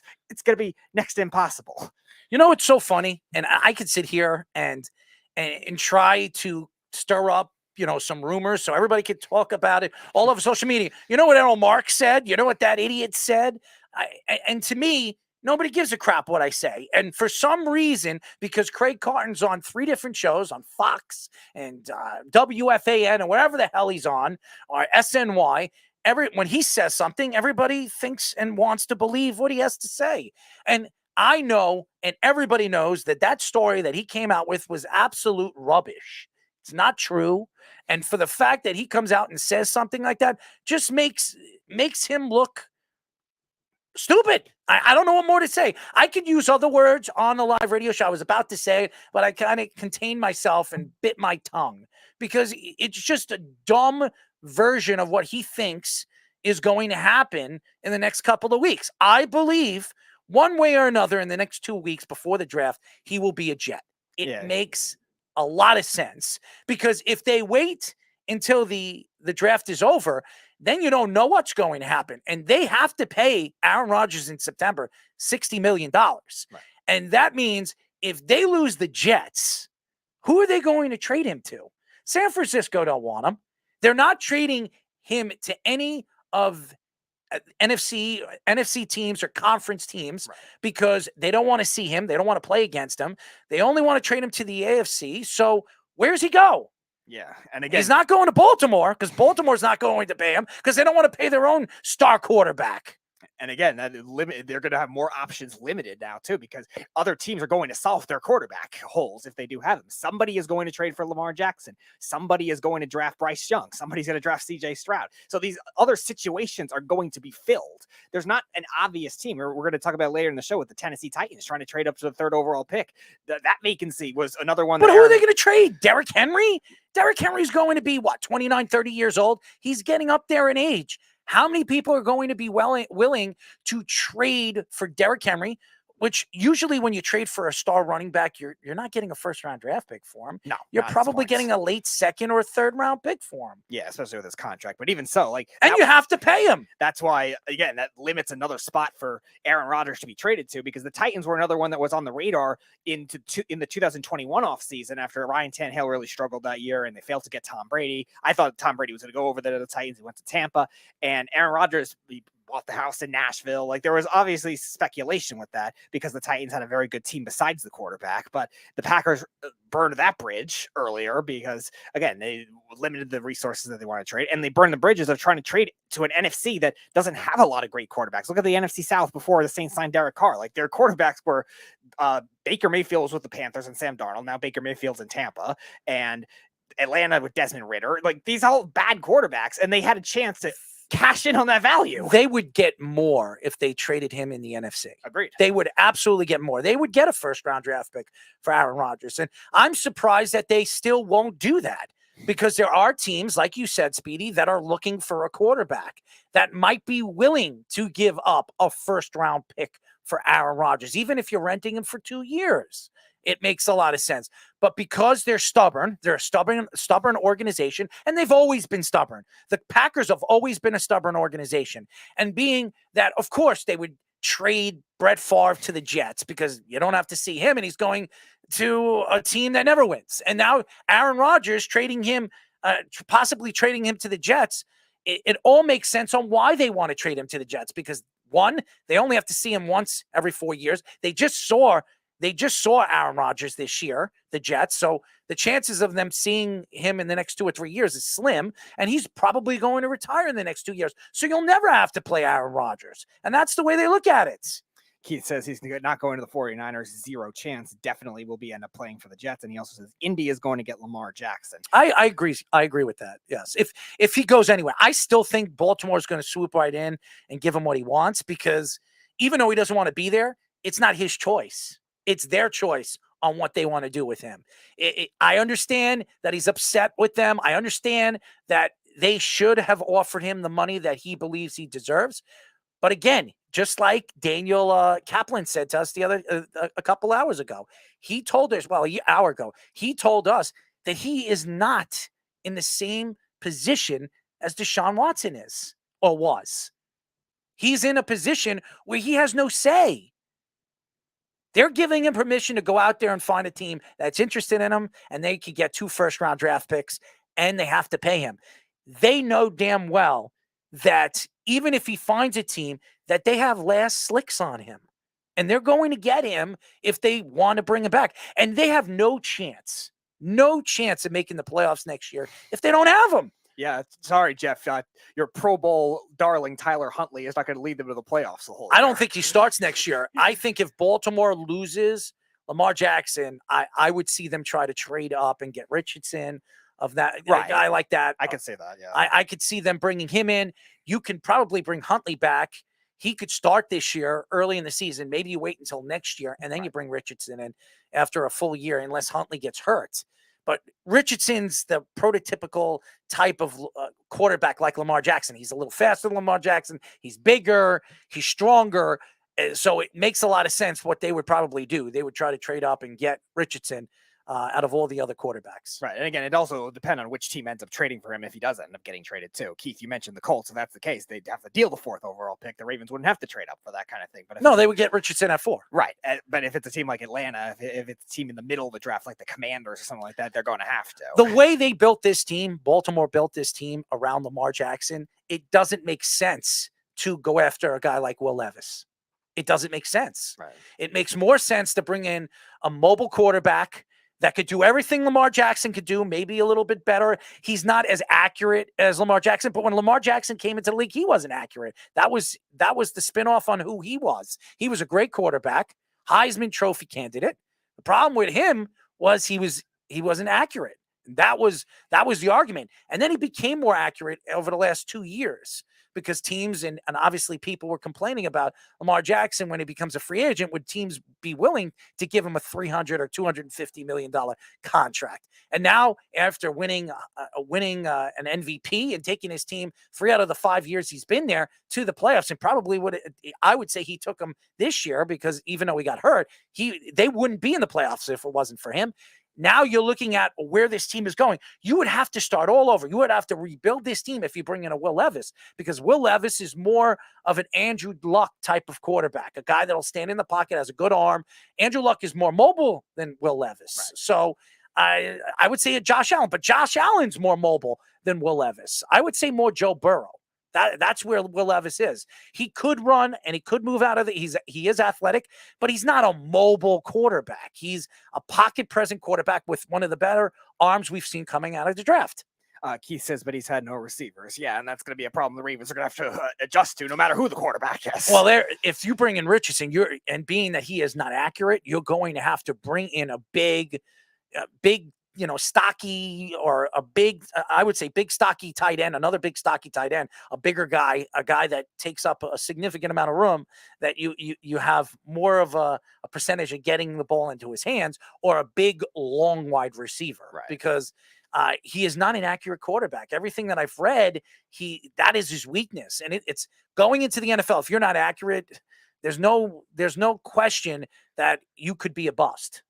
So, and we've seen the Ravens do the exact opposite with even some of the receivers they did draft in the first round. We've seen them go after more faster, smaller guys, quicker guys that have good speed. I know Snug, he won a Heisman Trophy. I know. I'm talking about his final year. He didn't win the Heisman Trophy. Right. He was going for a Heisman Trophy his final year. He did not win the Heisman Trophy. That's what I was talking about, Snug. I know he won the Heisman Trophy. But even again, look at those receivers too. Like they're good deep threats. They're some of them are good route runners, some of them weren't. But you saw guys like Rashad Perriman that was drafted in the first round, just raw speed. Marquise Brown really evolved more as a route runner his third year. It really took him a while to get going as a route runner and really just reliant on his raw speed. And a lot of these receivers that the Ravens have drafted have been in that kind of mold, and they just have not been able to evolve from that.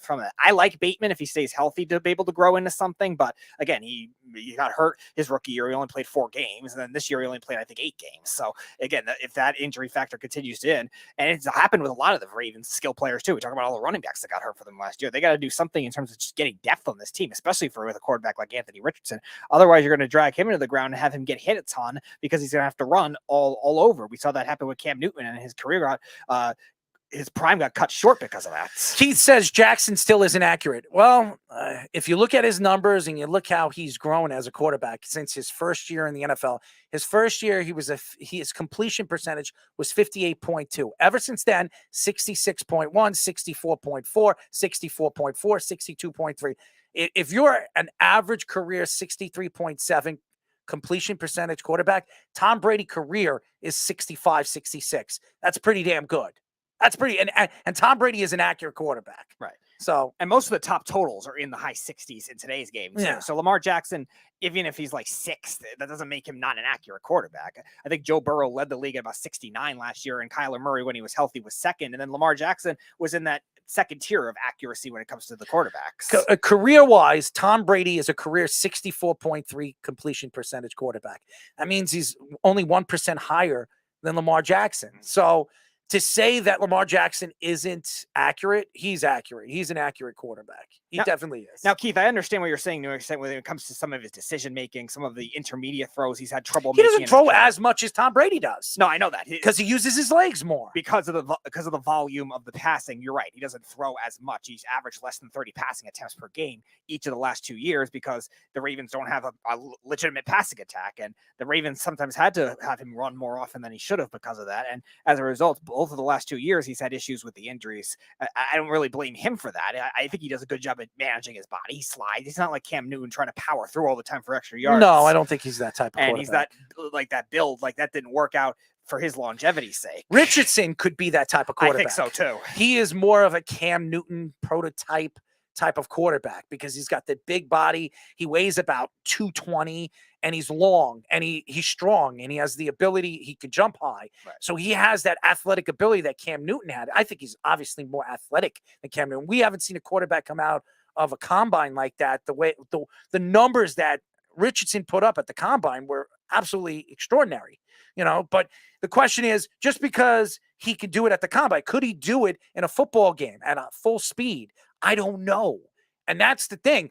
Now, would Baltimore take a chance on that? I would. If you can trade with Indianapolis and get 2 first-round draft picks, including that 4th pick, and bring in Richardson and have to wait a year, maybe you have a bad year this year, or you're a borderline playoff team. Because if you lose Lamar Jackson, you're not a playoff team. In that division, especially in the AFC, the powerhouse AFC, only one team's probably going to come out of that division. Honestly, because the AFC East is going to be very fun to watch, especially Aaron Rodgers going there. You have Jalen Ramsey over there with Miami. Miami, if Tua stays healthy, that's going to be a high-flying team defensively and offensively, especially with their new defensive coordinator. You have Buffalo again this year. I expect the Chargers. This is a very important year for the coach over there with the Chargers because if they don't win and they don't get into the playoffs, it's sayonara to him. You have Peyton now with the Broncos, Kansas City. I mean, it's loaded. The AFC is absolutely loaded. And who says they're even a playoff team with Lamar Jackson? They didn't really do much in the offseason besides that. Their defense is going to be still really good. And their offense, 4th quarter leads. Yeah, and their offensive line's pretty good too. And the question is, do they have wide receivers? Are they going to have playmakers? They have a great tight end. There's no question that they do. One of the top 3 tight ends in all of football, but they depended on him a lot this year. He did more as a tight end than any of the wide receivers did on the team. And that scares you when you're expecting a tight end to put his body out there like a wide receiver does. And he had injury issues too. Oh, he always does. does. Yeah. All year, every year he has injury problems. He was hurt earlier in the season. Isaiah Likely had to take over as the main tight end for when he was hurt in the beginning of the season. Then he came back. It took him a little while to get going after that. And then Lamar Jackson got hurt. So it was really hard for them to really go anywhere, in addition to all those running back injuries too. And they got to decide what they're going to do with Andrews in terms of paying him. They got to decide this is the final year of the contract for J.K. Dobbins too. So a lot of the big decisions have to be made with these Ravens skill players because they don't draft them very well. They draft everything else well except for offensive skill players. And that's why it brings the story of Odell Beckham Jr. likely to go either to the Ravens, the Jets, or the Rams, and why those are the three top teams. Everybody knows why he wants to play for the Jets. So let's push that away, okay? Because we don't know what's going to happen. We don't know if Aaron Rodgers or when Aaron Rodgers will be traded to the New York Jets. We believe it's going to happen very soon, but there's no guarantees yet. What we do know is that the Ravens need a number one wide receiver. If they want to draw Lamar Jackson back and make him satisfied in the offseason, if they give him his money, he wants a wide receiver. And Odell Beckham, to me, is the best wide receiver available this offseason, as far as I'm concerned. Now, we don't know if this is the Odell Beckham from the Super Bowl champion Rams, what he did, and he probably wanted, if he didn't tear his ACL in that game, he probably wins MVP, not Cooper Kupp. It probably would have been him. But nevertheless, if Odell Beckham is even a quarter or half as good as he was when he played for the Giants, you're going to get a player that's going to give you 1,000 to 1,100 yards. He's going to give you 5 to 6 touchdowns. And to me, Lamar Jackson, all the Baltimore Ravens have not had a wide receiver that good since Anquan Bolden. Yeah, and again, they have to rely on them from free agency and trades because they can't draft it themselves either. And especially in this league today, it's a young receiver league. We see a lot of these younger receivers make instant impacts. Look at the rookie class this year with Garrett Wilson and Dotson and Olave, guys like that really good right away. And now this class is supposed to be very good. And the Ravens have not been able to find one as a result because of that. And now they might have to resort in order to do that, unless there's a trade that we don't know about. And I know everybody keeps telling me that this draft class has pretty good wide receivers, better than they were last year. There's definitely, you can definitely find a pretty good wide receiver in the 3rd and 4th round in this year's draft. And a lot of them might fall to the 3rd and 4th round. Guys that some people believe could be 2nd round type of draft picks. That's great. But what we have seen over the last couple of years is they have drafted guys and those guys have not worked.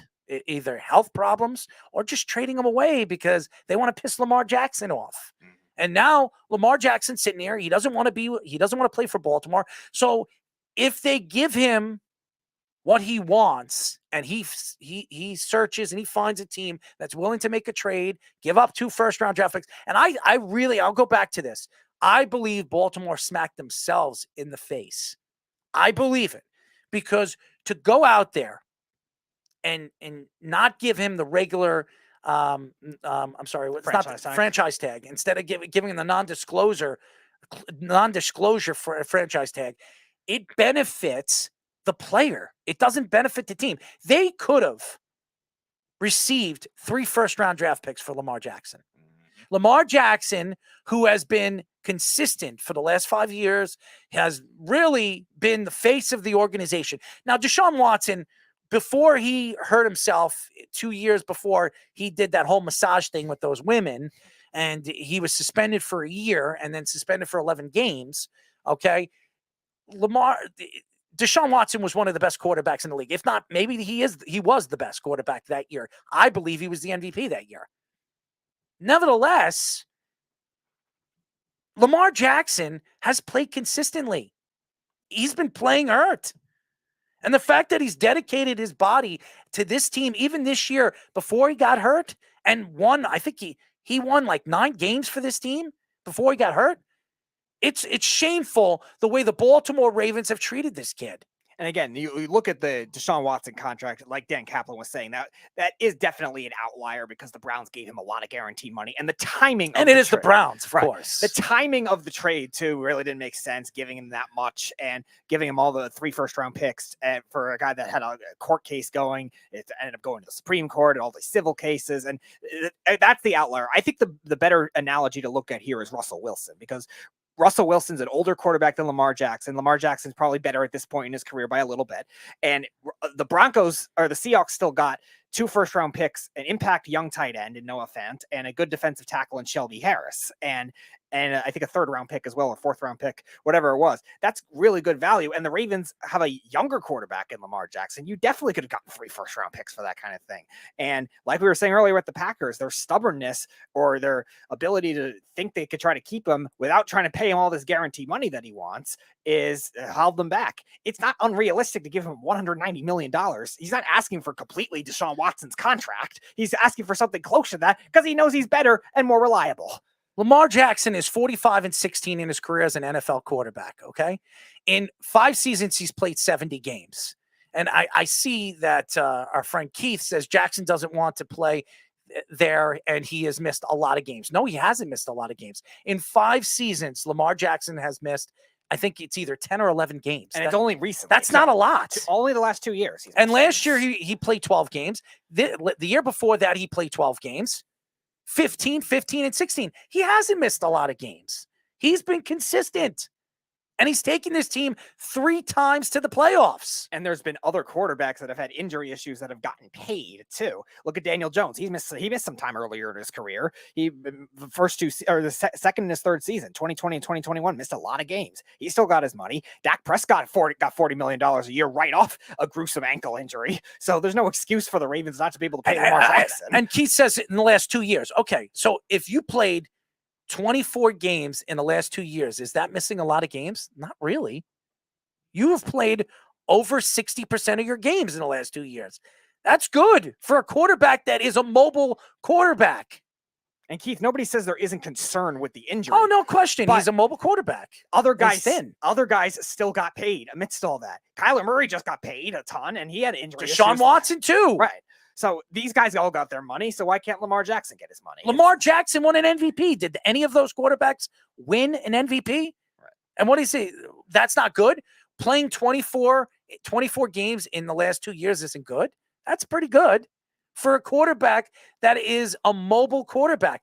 Let's go to look at Josh Allen. Let's go look at Josh Allen and how many games he's played in because he was drafted the same year as Lamar Jackson, right?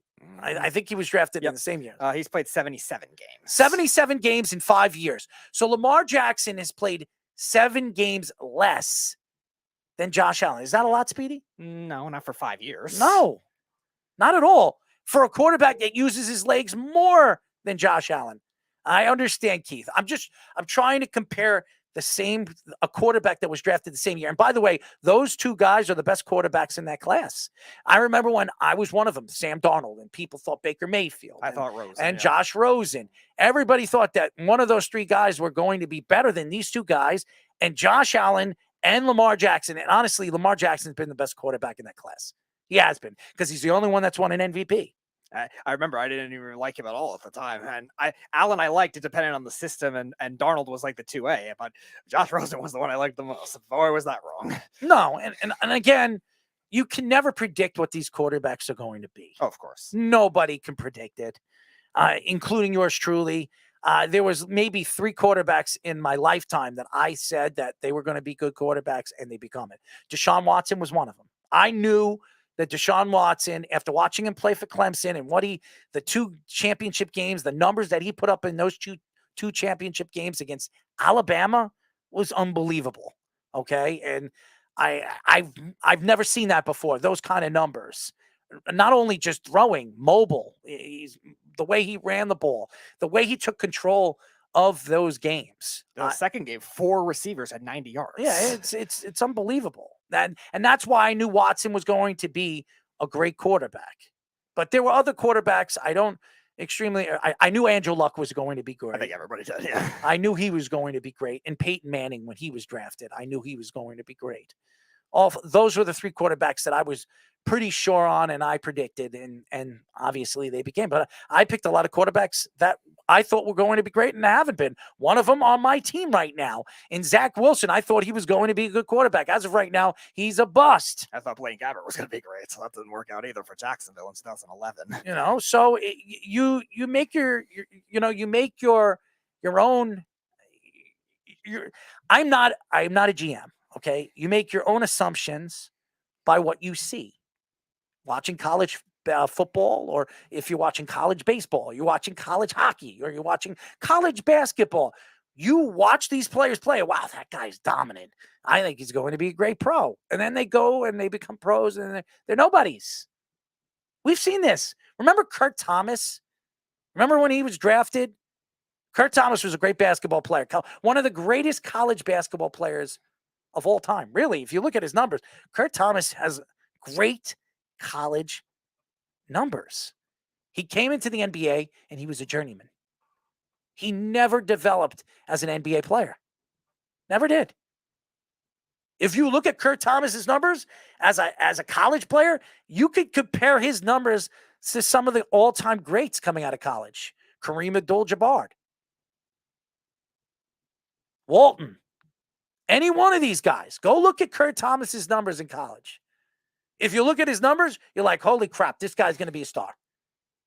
And what does he become? He becomes a journeyman. He was a good player. He wasn't a great player. Where was he drafted? Was he early? Was he a top 5 pick?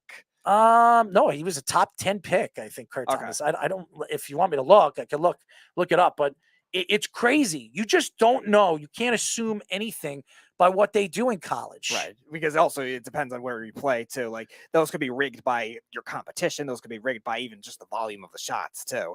Keith says great college, average pro career. He couldn't shoot. Yeah.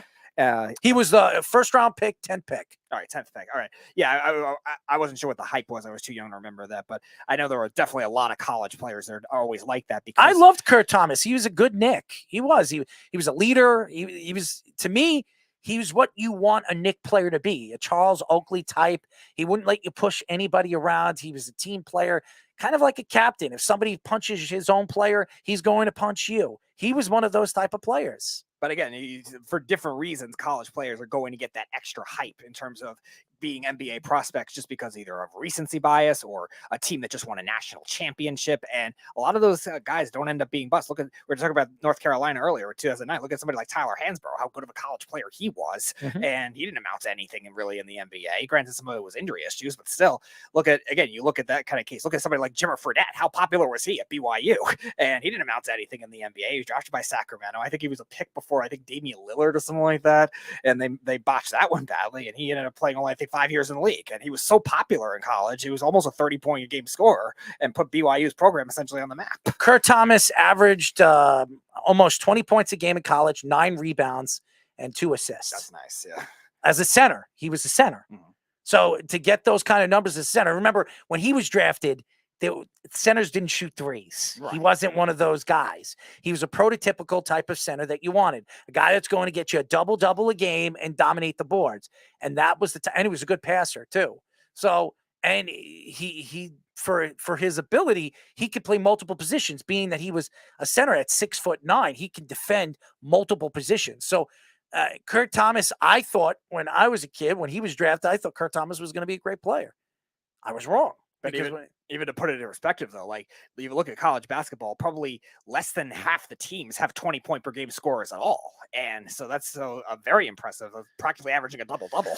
Yeah. And he, as a Nick, he was a decent player. I mean, he averaged like 10 points a game. I mean, there were a couple of games that Kurt Thomas put up a 20 spot, but he wasn't one of those guys. He also played for the Trailblazers, if I could remember. He wasn't, he's a journeyman as an NBA player, but I remember him because in college, I was like, wow, this guy could actually play. So you just don't know what these guys are going to turn out to be. You just don't. Yeah. And that's the crazy thing. And again, especially with quarterbacks, it's very difficult because there's also the mental aspect of it too, where you have to learn how to read defense. And again, I'm not comparing basketball to football. I'm just comparing guys that just popped into my head. Wow, that guy is going to be a great player in the NBA. And I think if I'm not mistaken, he was drafted by Miami. I think it was Miami he was drafted to. Miami drafted him in the first round. It was either 94 or 95 he was drafted. And I remember, I think it was the year after the Knicks went to the NBA championship. It was the year 94. It was, yeah, 95 was when he was drafted. Gotcha. But like even in like the NBA now today, you look at some of the player prototypes that are just really fading away. The pure center fading away. There could be a lot of guys that are great centers in college basketball, huge guys that are not going to make it in the NBA if they can't shoot. And that's why it's a different game now. Right. And that's why you look at the body type really has to be perfect with the skill set together. If Patrick Ewing played this time of the NBA as a center, I don't think he would ever made it as an NBA. Either would have Akeem Olajuwon. Right. If they had the same skill set at the time, when they played, Well, that doesn't mean they couldn't have figured out a three-point shot. I agree with that. That's a lot of the But arguments. the way they play the game, Patrick Ewing wasn't. Now, Olajuwon he was athletic for a center at that time, but is he as athletic as the centers now? I don't think he was. Now, maybe he changes his game if he was brought up at this time of basketball, but it's a different game. And I don't know when you look at the centers in those days, David Robinson could never shoot a three in these times. David Robinson they called him the Admiral. Why did they call him the Admiral? Obviously, he was in the service, but they called him the Admiral because he dominated the paint. That's what he did. And now, how many times do you see a big man try to get into the paint and dominate the paint? You don't see it anymore. You see guys like Joel Embiid, and even the Greek Freak is learning how to shoot threes and shoot 17, 18-foot jumpers. Why? Because you can't dominate in the paint anymore. Nobody cares if you can put up a two. It's all about how many threes you shoot up. If you shoot 35 to 36 three-pointers and you hit 27 of them or 26 of them, the chances of you winning is very big. And we also seen it also kind of with pure point guards too. There's not as many of them coming in that are that good when it comes to younger players too. A lot of the guards now are shooting guards that are bigger, that know how to handle the ball, wings that could handle the ball very well. Somebody like a Jason Tatum, and they're getting drafted earlier because the game is evolving to shooters that have some height too. Jason Tatum is 6'7", 6'8", and he was able to evolve in the same kind of thing with Jaylen Brown once they were able to evolve the ball handling. And there's not as many pure point guards coming in. You're not going to see a lot of Chris Paul types coming in today's game and being able to succeed right away with how good both Chris Paul is with offense and with defense. You're not going to see that type of player. Maybe John Morant is the one that breaks the mold, but he's like one out of the last 6 drafts that have been that good. And Snug, you say Akeem Olajuwon would have developed a three-point shot.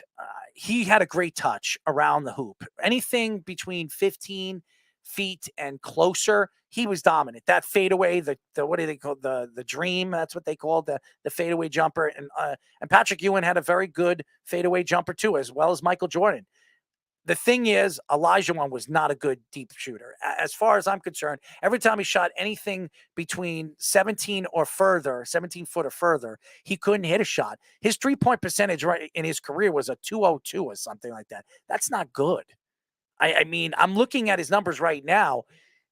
They're as a three-point shooter, he averaged less than a three-point shot every other game. Right. And that's the wave of the game. There wasn't a lot of it. You needed to either have a specialist or you needed to have your star players that could shoot the threes, but it wasn't like an impact thing because they were the inside game and the mid-range game was still a big deal at the time. Now, because of the way the three-pointers are, it's an essential part for all big men. And that's why you're seeing a lot of these leaner big men do very well. And that's why I'm not trying to transition into the NBA right now. I brought up Kurt Thomas, and then now we're bringing up Akeem Olajuwon and Patrick Ewing and the way the game has changed.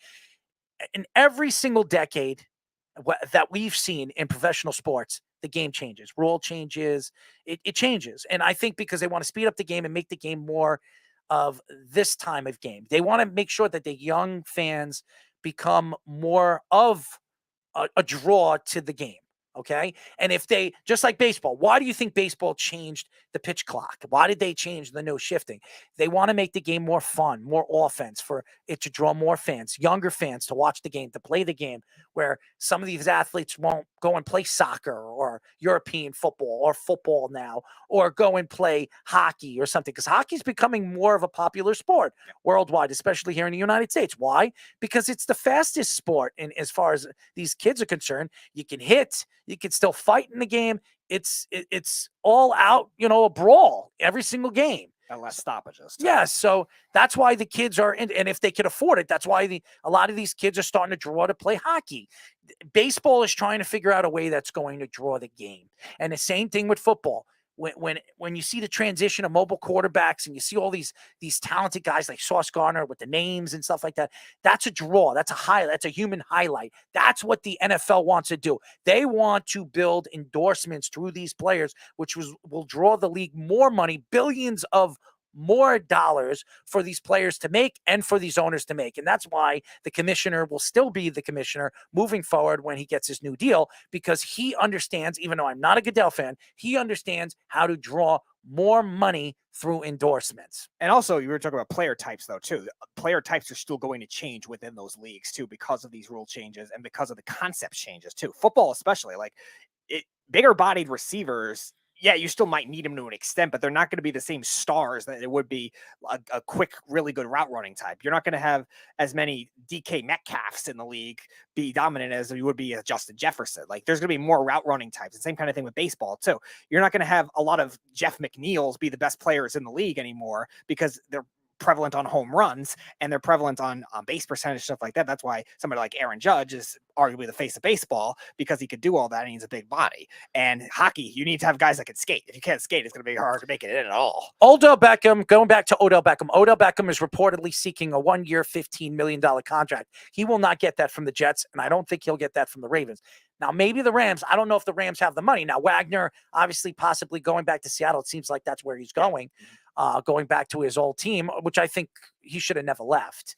But he thought he could win a Super Bowl with that Rams team. It didn't work out. Now he's going back to his stomping ground, because I think he can win next year with the Seattle Seahawks if they can build a little bit more in that front seven. But ESPN NFL Insider believe that OBJ will receive a contract somewhere between 10 and 12 million. The Jets, Ravens, and Rams are now the three most likely signing destinations for OBJ. SNY's Connor Hughes says OBJ will only sign with the Jets once the deal is done and finalized with Aaron Rodgers. The Ravens currently have a $6.1 million cap space, and the Rams currently have a $10.6 million cap space, meaning they wouldn't be able to pay Odell what he wants. The Rams are currently paying Cooper Kupp and Allen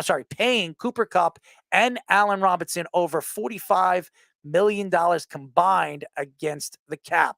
The Ravens are likely to lose Lamar Jackson, who said he is ready to move on from the Ravens last week.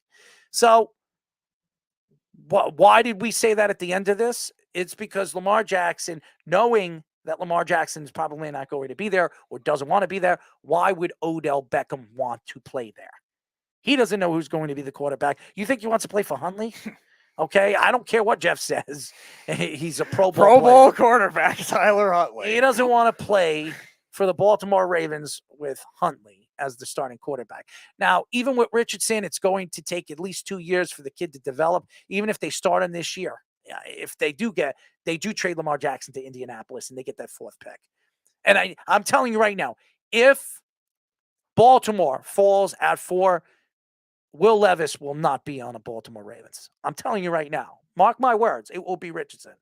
It will, unless somehow Bryce Young or C.J. Stroud fall out of the top 3. I don't know if that's possible. Yeah, it's going to be hard. But if it happens, then they'll go after one of those guys. But it seems more likely that Richardson would go 4 to the Baltimore Ravens. That's just my opinion. And Keith says the Ravens could use him. You're right.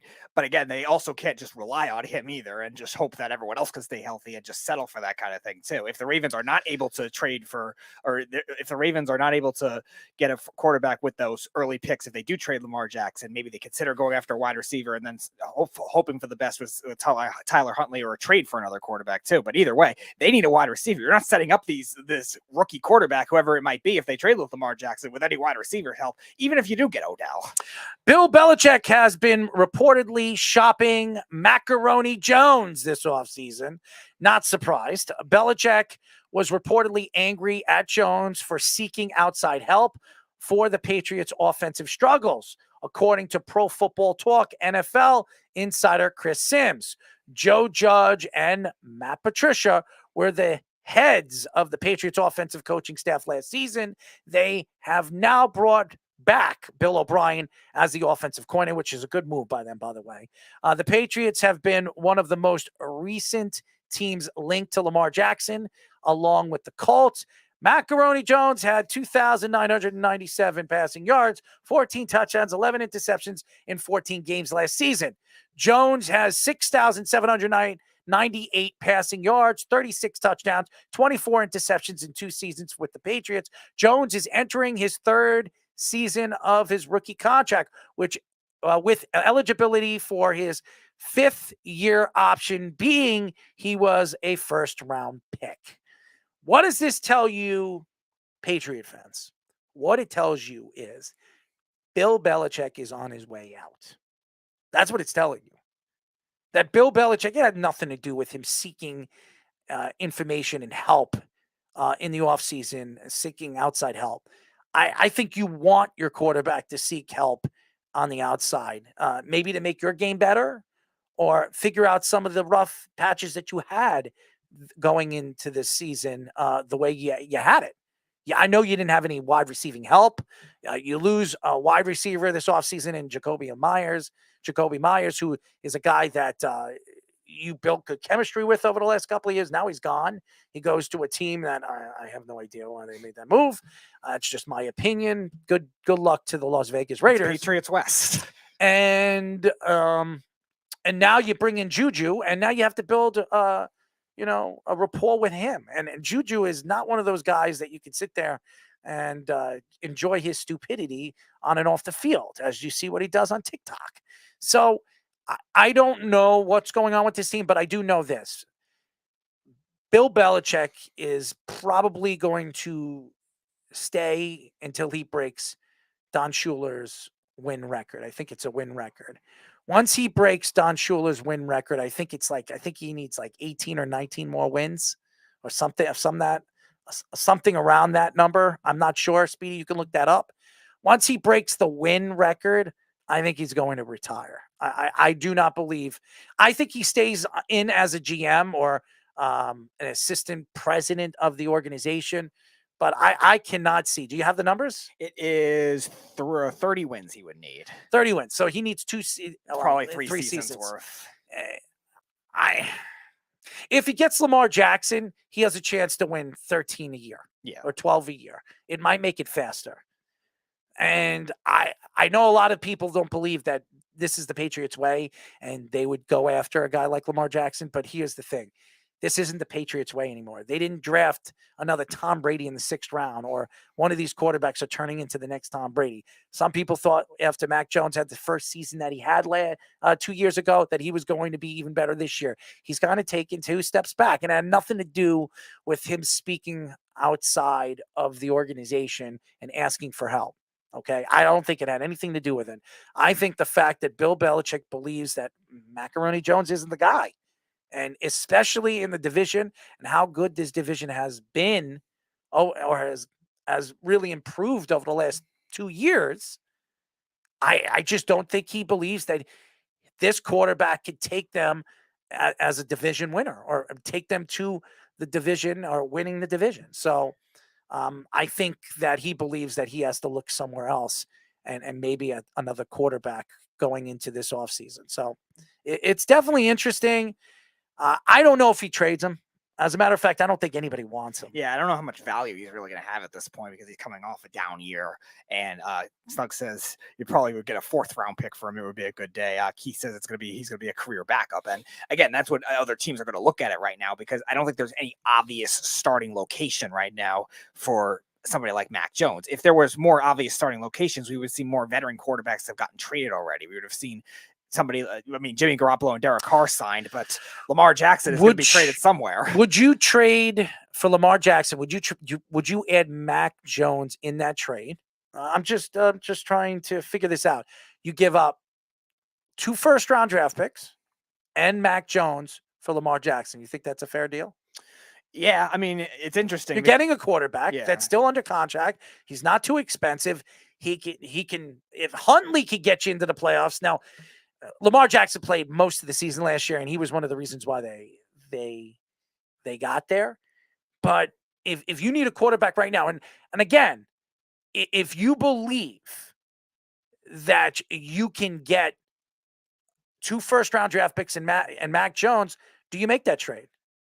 Yeah, it's interesting because, again, it depends on where the offers will lie with how early they're going to draft. Because I know the Ravens are going to want to get another quarterback in the draft if they feel like that they're going to be able to trade Lamar Jackson. Because Lamar Jackson, it means... Well, if you get 2 first-round draft picks, you could trade up and get the quarterback that you want. Yeah. Now, again, it depends on where it ends up falling in the first round. And that's why I was saying before, you would hope that the Colts or the Falcons will be the team that ends up trading, because then you're going either 4 or you're going to 8.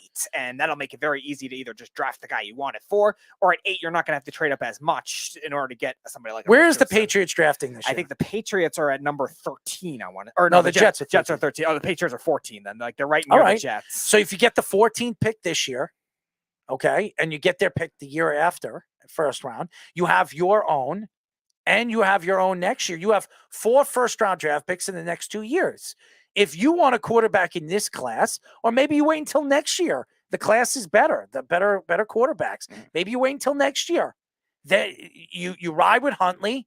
You bring in, or you ride with Mac Jones for the year, and then you decide what you want to do. Or you could trade out of the first round with one of those picks this year and add on to next year for a first-round draft pick. And you have 3 first-round draft picks, and then you can get the quarterback that you really want. Yeah, and that's what I'm saying. It's going to depend on how much they can push these other teams. Because right now, the Atlanta Falcons said they were out on Lamar Jackson. Should they be back in? I think so, but they're not going to. It doesn't seem like Arthur Blank, that's the direction he wants to go in. And then the same kind of thing with the Commanders. They allegedly said they were out, but again, with new ownership, maybe they could pursue that kind of thing, but they're also drafting in the middle too. So they're really trusting the Colts right now to be that team. But if that's not the case, the Patriots have been the only other team that have been obviously linked to Lamar Jackson. Maybe they have to go in that direction. And you're right. If the Ravens don't get, because the Patriots are drafting at 14, if the Ravens are not able to get a trade up to number 3 or trade up to number 4, if the Colts don't want to draft a quarterback at that point, then maybe they do draft a receiver, see what Mac Jones has with that receiver, with Mark Andrews in a new system,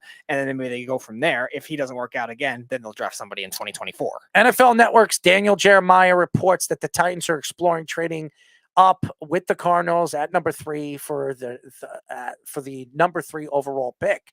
The Cardinals' new general manager in Monty Ossenford, who had previously worked with the Titans in the front office over the last couple of years. The new Titans GM, Ran Carthon, I think it's what is his name? Carthon, I'm sorry. Ran Carthon was part of the 49ers front office, also traded up for 12-3 in order to land Trey Lance in 2021. Ryan Tannehill contract this season is $36.6 million. It doesn't seem like they're going to be able to move it, so he will be there this year. The Titans have already lost an edge rusher in Bud Dupree, offensive tackle Taylor Lewan, and center Ben Jones already this offseason. Well, Ben Jones is still there, but it looks like he's signing somewhere else. It seems like it's going to be the Jets. The Titans have also explored the options of trading running back Derrick Henry and safety Kevin Byard. So it's interesting. The Titans finished 7-10 last season, losing 7 straight after a 7-3 start to the season and missing the playoffs completely. First of all, the Titans were the spinning image of the New York Jets. Yeah. Complete spinning image of the New York Jets this year. And that had a lot to do with obviously getting rid of A.J. Brown in the draft last year, sending him to the Eagles. Look, the Eagles go all the way to the Super Bowl with A.J. Brown. He was one of the better wide receivers in the league last year. Even with his injuries, A.J. Brown is still a beast. And to find somebody to fill in that spot, and yes, she drafted a wide receiver who obviously in his first year didn't look really, really good. Okay, but injury issues. So yeah, but he is not A.J. Brown. No. And nor did anybody think that he was going to be. And yes, the Titans sucked this year. But over the last couple of years, the Titans have been one of the better teams in the AFC. And they still had a pretty good defense throughout the season. And they're a run-first, throw-second team. They've always been like that.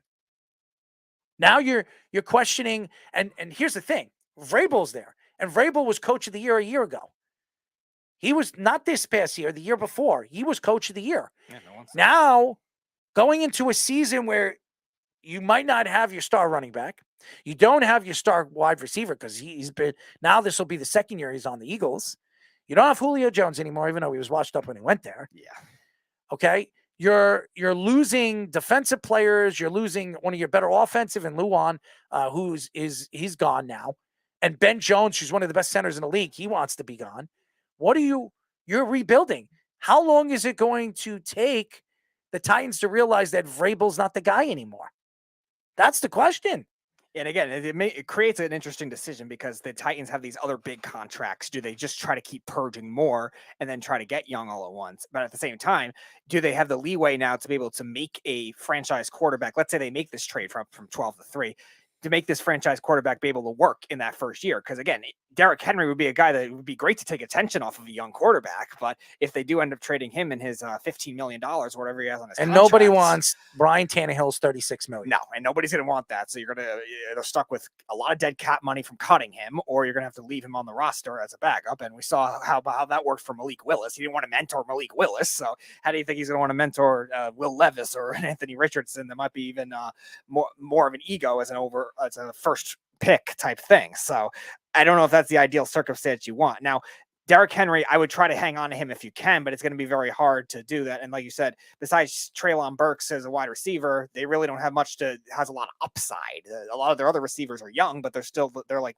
slack guys. They're not really anything special. They got rid of Robert Woods and they got rid of all the tight ends that were pretty good for them too. So it's going to be very hard for a young quarterback to be able to strive in this situation. So they better know what they're doing with the rest of their draft picks. Otherwise, it's going to be very hard for them to succeed. And to me, I understand Keith is right. They're rebuilding, but what are they rebuilding to? It takes a while to rebuild a team, and they don't have those extra first-round draft picks like the Jets did over the last couple of years because you traded one of your best players in Jamal Adams. You don't have that, where you can go fishing in the first round and maybe you get lucky and you get 3 top-end draft picks that could be the future of your organization, your team. They're going to have to get one of those kind of trades too to get those extra draft picks. Maybe it does come with somebody like Kevin Byard, who is a very good safety still, but he's coming off of a down year. How are you going to get that same level of value? I don't know if you get one first round pick because again, a lot of these guys aren't getting trades for safeties really since that Jamal Adams trade. Nobody's trading first round picks for safeties anymore. I think the only other one in the last 5 years was Minkah Fitzpatrick, and that was one first round pick. Derrick Henry, you're definitely not getting a first round pick. I don't think you're even going to get a second at this point with all the injuries that he's had. You probably are going to get a third, and you might be better off keeping him at that point, because you want somebody to take a pressure off a young quarterback like that, especially as a blocker too. Again, we can go back and forth on what some of these teams are going to do after the draft, because the Titans are not a playoff team. They're not going to be a playoff team this year. They're in a division that now could be dominated by the Jaguars moving forward. Now, Indianapolis, if they find themselves a quarterback, maybe they get Lamar Jackson.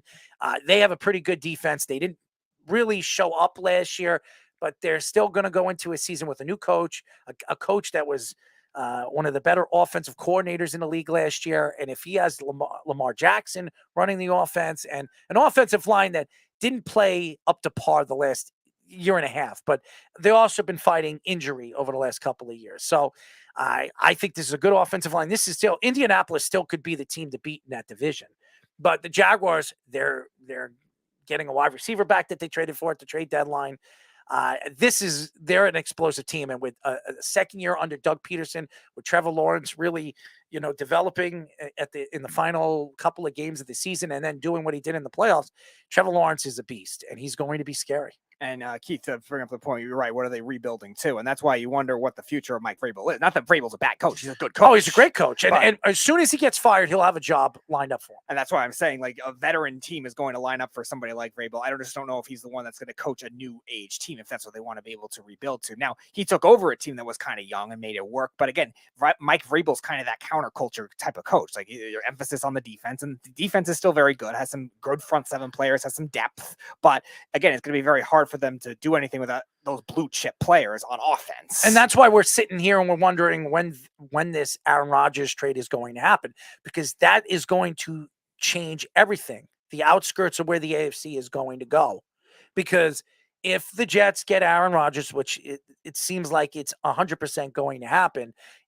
And by the way, I see Eric, approaching and coming in on the feed. He's not going to San Francisco.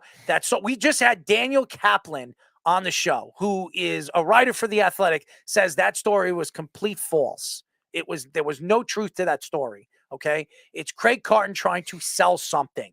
Okay, that's it. Isn't Sell Craig Carton something. a Jets fan too? I don't know what he is. Okay, but I thought he was. I wasn't sure. he's trying to stir up things here in New York, and to me maybe try to push the Jets to make this trade faster than they usually Joe Douglas wants to. I think Joe Douglas is sitting on this because Joe Douglas is in the driver's seat, and he knows that he is still going to get Aaron Rodgers at his price, not at the Green Bay Packers price. So, what was he saying? What were you saying, Speedy? I was saying that if the Titans are going back to them, like if Vrabel is a coach that is somebody that has to coach veterans, and I think a defensive type team, maybe a team that has a different type of defensive identity to build up, and then get the quarterbacks to go from there. So if the Titans are rebuilding and doing this trade for a number 3 overall pick type quarterback, I think they'll start fresh with a college coach or a younger offensive coach type thing down the road. But again, in terms of the trade doing it this year, I don't know if it makes sense to do it this year. I think they're better off waiting till next year and trying to keep everybody. Just think about it. When we look at the Saints brought in Derek Carr. Okay, Derek Carr wanted to go to the Saints because they made the first move on him. They were the chess team. They're the ones that they didn't use their rooks. They used their king and their queen, and they jumped out there and they made sure they checkmated it. And that's why he didn't go to the Jets, because he didn't want to be the second choice to the Jets. He wanted to be the first choice, or he'd probably be a Jet right now. Okay, so the Saints won that. But the Saints are now their market for adding players is slim now, because their cap is over like 35 million, or what is it, 30 million. They're in a position right now where they can't really make any more moves except drafting. And they're, to me, an older team. The Saints, the Titans, they're getting older. These older teams. Now you look at the AFC. Most of the AFC teams are young. Go look at the AFC teams right now. Kansas City is still fairly young. Why? Because every year, when they're ready to get rid of a player, they get rid of them. They move on. And that the reason why is because they have a coach that understands how to draft, how to bring new running backs in. Look, Miami is fairly young. The Jets are young. Cincinnati is young. Okay? Pittsburgh is getting young. Cleveland is young. Jacksonville is young. Indianapolis is a veteran team. Houston is young. Kansas City is young. Los Angeles is young. Denver is young. You're talking about the majority of the teams young. Even Baltimore, they're young too. It's not what it used to be anymore. It's all about youth, speed. That's what sells. Wide receivers, guys, playmakers. That's why running backs don't get the contracts that they want. That's why Saquon Barkley, who I think the Giants, to me, are throwing him to the wolves. And yes, they franchised him. He has done enough in the last 2 seasons to give him a pretty nice contract. Is he worth 15, 16 million? No. I would have given him 13 million. I would have made him happy. Give him a 3-year, $13 million contract with $25 million guaranteed. That's what I would have gave Saquon. Because now Saquon's playing for that contract next year. They're not going to be able to franchise him next year. So what is he going to do? He's going to tell the Giants, especially as a season where he's going to get 1,400 yards because it's a better team. Waller, if he stays healthy, it's going to open up paths for him to run and do more things in the open field. And what does that do for him? Better numbers. So what is going to happen? What's going to happen in the offseason next year? He becomes a free agent. He goes somewhere else. Yeah, and you mentioned the youth of the wide receiver position too. Like even a lot of veteran receivers last year had a tough time. Look at somebody like Mike Evans, who was good for years, had a really rough year with drops, and he had some touchdowns, but not as many yards. And like a lot of these veteran receivers, kind of like the quarterbacks, with the exception of a few of them, kind of fell off all at once. It's definitely a younger guys league, especially for speed positions, corners, wide receivers, even some of the linebackers too. They're not prioritizing a lot of older linebackers anymore. And a lot of those guys are being cut. Look how a lot of people, I didn't really like it at the time, but look at how a lot of people were raving about Blake Martinez when the Giants signed him. Like, he leads the league in tackles. He's one of the best run stopping tacklers. That was never survive in today's game 4 years later because he can't cover and he's bulky and slower. So you need somebody that can run and just be able to be shifty and move. And that's why the game is changing. And that's why talking to Daniel Kaplan and even Jamien Sherwood. And Jamien wasn't giving us some of the things that I wanted to ask him, because I was afraid that if I asked him the wrong question, he would have looked at me wrong. So I wanted to, I had other questions. I wanted to ask him what the team thought about Zach Wilson. He didn't seem like he was willing to answer those questions. When I brought Aaron Rodgers up, if you heard Jamien, he was like, well, if we get him, he didn't want to assume anything because they don't have him yet. Right. So it didn't seem like he wanted to answer certain questions. So I didn't want to dig too deep into the questions that I wanted to dig into, especially the whole Zach Wilson thing, because I know it's probably something that he probably didn't want to answer. Yeah, that seems like a sensitive rabbit hole you don't want to go down. No, and I again, that's what you want. You want to get stuff out of some of these guys, but I didn't want to go too deep into it, especially when I don't know the guy. Right. So, but he was a very nice guy. He gave us a pretty good interview. He really did. I have a lot of respect for guys that are very open to come on a show like this, because we're open to ask the questions, and he answered every single question. It's not like he's said nothing to attack the questions that we asked him, but you could tell that certain questions that we asked him, he was definitely not going to answer. Keith says, I never will. I like what the Giants did. Yeah, but again, you're not going to pay you're not going to pay the running back the $15 million contract anymore in general. But like Errol was saying, like definitely 12 is something you could surmount to, which is what his initial offer was for a guy that's really going to have to be your whole offense, because the receiving, yeah, they're going to get some guys back healthy. But Keith, I know. By the way, Keith, I know he was very mature. I know he was doing the right thing. I'm just saying that when you're interviewing somebody, you want to get some information out from them. And I wasn't willing to ask him that question because I read off his body language that he didn't want to answer it. And I'm very good at that, reading off of people and seeing what they're interested in answering and what they're not. So if he was more open and more jolly with certain questions, I think I probably would have asked him. But, again, I think we all believe that the Jets and all the Jets players want Aaron Rodgers on that roster, because that gives them an opportunity to win a Super Bowl. And he's very gracious. You heard him, the smirk on his face when I mentioned the New York fans. He loves the New York fans. And I understand that he wants to be a starter. He wants the playing time. And if he continues doing what he's doing with this team and eventually gets playing time, if something happens to one of these linebackers, we might see Jamien Sherwood as the starting linebacker in the future for the New York Jets. Only time will tell. But again, looking at the AFC East, especially the AFC East, is fairly young, and the AFC as a whole, you have all these young quarterbacks. You have all the top young quarterbacks in the AFC, except maybe Jalen Hurts and Daniel Jones. Everybody else is in the NFC. So now you're looking at Lamar Jackson. If I was Lamar, I would want to go to the NFC. That's just me, because I would dominate in the NFC. Either the Falcons or the Commanders just make too much sense for Lamar Jackson. I would dominate. Rigid. Why would I want to play in the AFC anymore? Why do I want to play against these dominant teams, these young quarterbacks, these young teams that are going to be good for a while? The Patrick Mahomes that you're going to have to see every other year, or if you're a top team in the playoffs or something like that. You don't want to see that.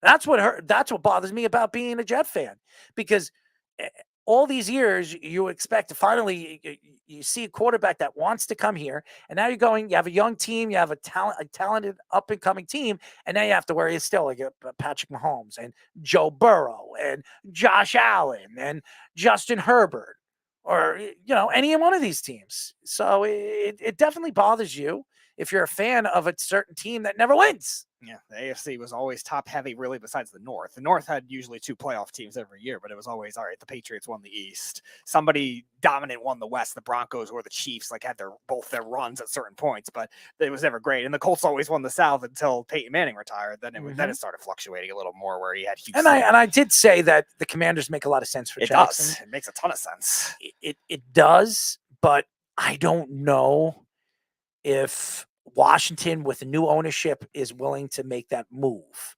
especially this year. You have a new owner coming in. You have to figure out where this team is going as far as the GM is concerned, the coaching staff. If you have a new owner, they might not want Ron Rivera there anymore.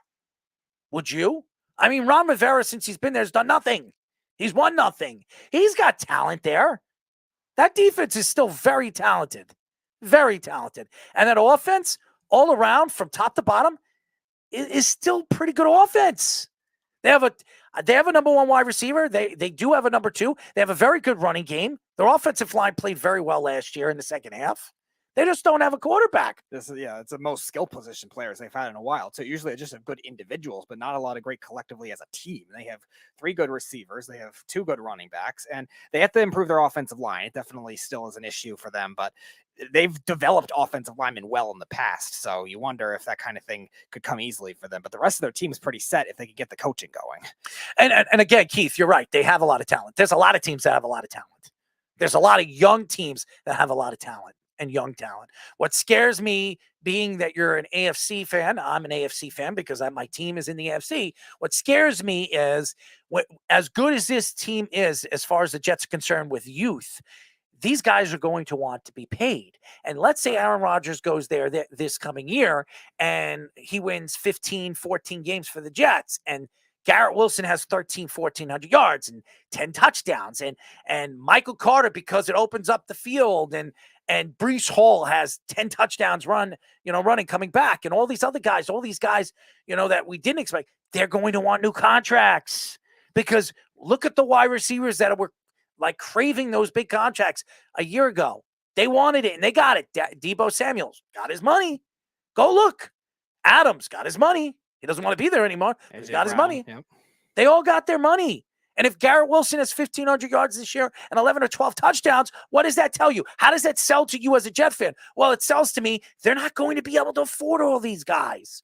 So that's 1 year of great football, and then you're going to have to worry about, okay, he wants out. How am I going to pay Sauce and pay this guy? Sauce is going to want $100 million. He's the best corner in the league. Garrett's going to want $100 million. He's one of the best young wide receivers in the league. How are we going to be able to afford this and pay a quarterback? That's what we were saying before about positional discrepancy. Wide receivers are going to get paid a lot. Corners are going to get paid a lot. Pass rushers and tackles and quarterbacks. If you're anything else, it's going to be very hard. All right, who do we have on speed? We got Mark. Mark, what's up, buddy? How you feeling? My guys, how you doing? We're good, man. How are you? Man, I'm so proud of you guys. All the great guests you have on. You had some great shows last couple of weeks. You guys are doing awesome. Thank you. I'm so happy for you. Thank you. What would you like to talk about? All right. So you mentioned about the great quarterbacks that are around now. Like if you're coming up in the AFC, it's got to be hard to look at the quarterbacks you got to go through. But, I mean, you can kind of make a similar comparison. In the early 2000s, let's just say that Brady was the version of the Chiefs quarterback, okay? And, he's already won multiple Super Bowls. He's clearly the best quarterback of the bunch. And so he's the standard, all right? Right. Then your Peyton Manning might be a Joe Burrow, Now, I don't know if he's at Manning's level yet, but he made it to a Super Bowl when no one really thought he would. And he's certainly looked at as a franchise elite quarterback.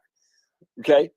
Then you have guys like maybe Justin Herbert or Trevor Lawrence, on where the Ravens quarterback goes now at free agency. Maybe he's involved, and that could be maybe a Ben Roethlisberger. Who made 2 Super Bowls going against, won 2 Super Bowls, made 3 going against some really elite competition in the AFC. Then you had like a Phillip Rivers, who can be, another young and up and like a Josh Allen, So I think there are some examples that have played out already. It was pretty tough getting to the Super Bowl back then in the AFC, back in the early 2000s. Just like it's going to be with Patrick Mahomes, and those guys. Now, I think you're seeing a trend, and I think it sets the stage for some really exciting playoff games, don't you think? The Bengals were 1 play away from knocking off Kansas City again this year. They were. And if there's anybody that has played well against Kansas City, it's Joe Burrow. He was 3-0 and 2-0 in Kansas City. So he is capable of going into Kansas City and knocking off Patrick Mahomes and Andy Reid. The thing is, when the way you approach this, the way I approach going into this season as a Jet fan is, again, I don't know who the quarterback's going to be. We assume it's going to be Aaron Rodgers. If it is Aaron Rodgers, and Aaron Rodgers has a fantastic year, like I said, and Garrett Wilson has 1,500 yards, which he had 3 quarterbacks and he had over 1,000 yards this year. It's actually he had a phenomenal season for the amount of backlash the Jets quarterbacks had as far as the talent is concerned behind the helm. But nevertheless, and then Sauce Gardner, all these guys have good years going into the year. And let's say they lose in the semis, or they lose in the AFC title game, and they have the year that they have. What are the Jets going to do when all these guys come up and they line up and say, listen, I had 1,500 yards and 9 touchdowns. Garrett Wilson, and I have Sauce Gardner going in there. I had 5 interceptions, and I was defensive runner-up, or I was defensive player of the year. And then you have Breece Hall, who comes back and he's running all over people because Aaron Rodgers is opening up holes. And Breece Hall says, hey, wait a second. I'm running over people. I had 10 touchdowns. I'm kicking people's you-know-what. What are you going to do? How are you going to pay these guys? Well, I think that's assuming that these guys are going to each have, like, awesome years every year, and I don't really think that's the case. And plus, it's a problem that all the teams have. You know, when you have a team that's a perennial Super Bowl contender, you're going to have multiple players that are going to want to be paid big time money, and you're going to have to make some hard decisions. And that's where drafting well comes in. And it's good. That's where I'm sorry to cut you off because before I lose what I was going to say, and I see what Keith is saying. He says that's what winning teams go through, Errol. Here's the thing. Winning teams, the Jets aren't a winning team. One. Oh, no, okay. No. Number 2, this is the first time in NFL history that a team had the defensive player rookie of the year and offensive rookie of the year. No team has ever done that before. And you had Breece Hall, who was probably going to win offensive rookie of the year if he didn't get hurt. So you have 3 guys that are fantastic players, and they have great years this year. How are you going to pay these guys? Because look, these guys want their contracts before their rookie contract's up. And Joe Douglas, he's got to pay Quinn Williams. He still hasn't paid him his money. You can do kind of what the Braves did, where the Braves had, Cunha and all these and those guys, and they gave them big, not huge contracts, but contracts enough where they'll be under for a couple of years. That's guaranteed. This isn't a 5-year window. This is guaranteed money. I mean, baseball is guaranteed money. NFL there's no guarantee money unless you're giving him a signing bonus that is just worth their while, and that makes them happy. Sauce Gardner could get $100 million anywhere else. Garrett Wilson, if he becomes a top 3 wide receiver this year, which I believe is definitely going to take a leap if they get Aaron Rodgers, how the hell are they going to pay these guys? They're just not. Well, I mean, if you're the GM right now, if you're Douglas right now, you say, okay, guys, here's 5 years. We'll pay you, I don't know, $15 million a year. So they're not a total cap casualty yet. You structure the contract to where it's cap friendly. And then you have that window of opportunity. So you try to do that with as many guys as you can right away.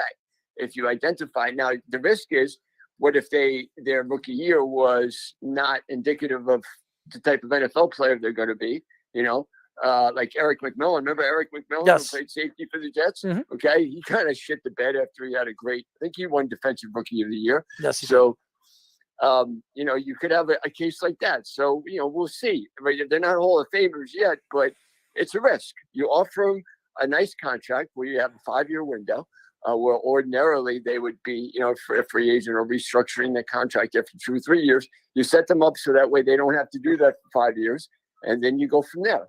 And I think that's really the best way to do it, but you do it now. Yeah, well, they have a 2-year window right now. And that's why bringing Aaron Rodgers in for 2 years is where they look at it, because I think in the Jets' minds is they're probably not going to bring Breece Hall back when he becomes a free agent. They're not going to bring him back because you can find a running back. Garrett Wilson, guys like Garrett Wilson and Sauce Gardner are hard to find, so they're going to do everything to build around. But here's another thing: in a year from now, 2 years from now, actually, Elijah Vera Tucker was brought in. This is his third year. Yep. So in 2 years from now, or a year from now, he's going to want an extension. Elijah Vera Tucker was going to be an all-pro player this year before he got hurt. You still have to pay him. So, right, but he's got to stay healthy first. I mean, now I'm not worried about that guy. This year was the first time he wasn't healthy. The year before, he was healthy. And you also have to worry if he might get paid as a tackle, too, if he plays more tackle this year. Well, I don't think he will. I think he's maybe going back not, to but guard. if Becton gets hurt again, They're he might drafting have a tackle. And everything that I've read, they're going to trade down, and they're still going to draft a tackle. That's what I've heard. But we'll see. Nobody knows. Well, I'm sure maybe a couple of years ago you could have said the same thing. Like before Becton had his injury problems, he had a pretty good rookie year. Right. So you could have said the same thing after him as rookie. How are we going to pay this guy? And then his value has gone drastically down. So Tucker's got to put together one more real solid year before you worry about that with him. But I understand what you're saying. But again, this is where you get creative as a GM. This is why you make the big money. You know, you got to make these decisions. Well, here's the decision. And I sit back and again, it's not just the Jets. There are other teams like Baltimore. And I worry about Lamar Jackson because I'm not worried that Lamar Jackson's not going to get his money. I worry about Lamar Jackson because he should have received his money already.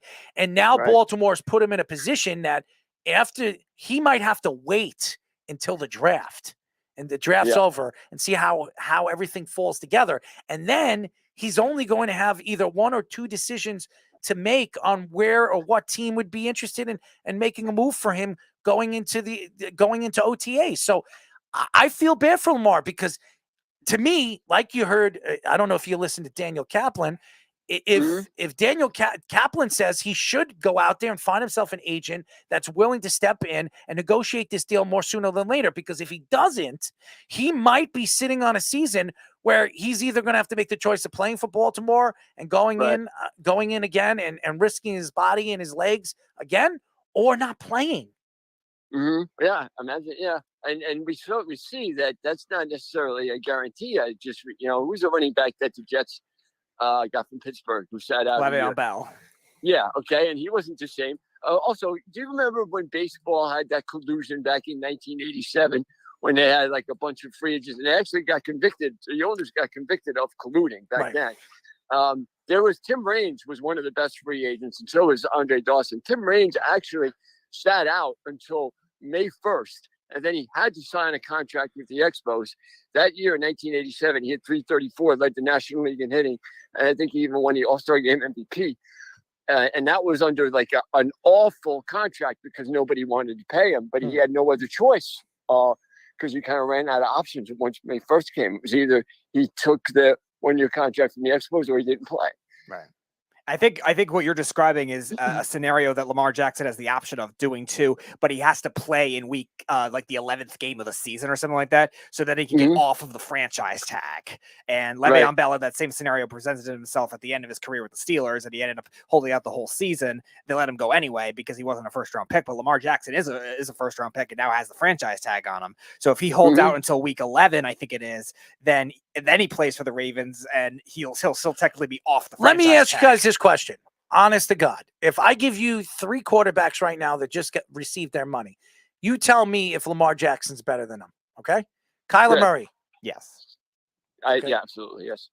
Okay. Josh Allen. No. By how much? Not much. Josh Allen's a little better.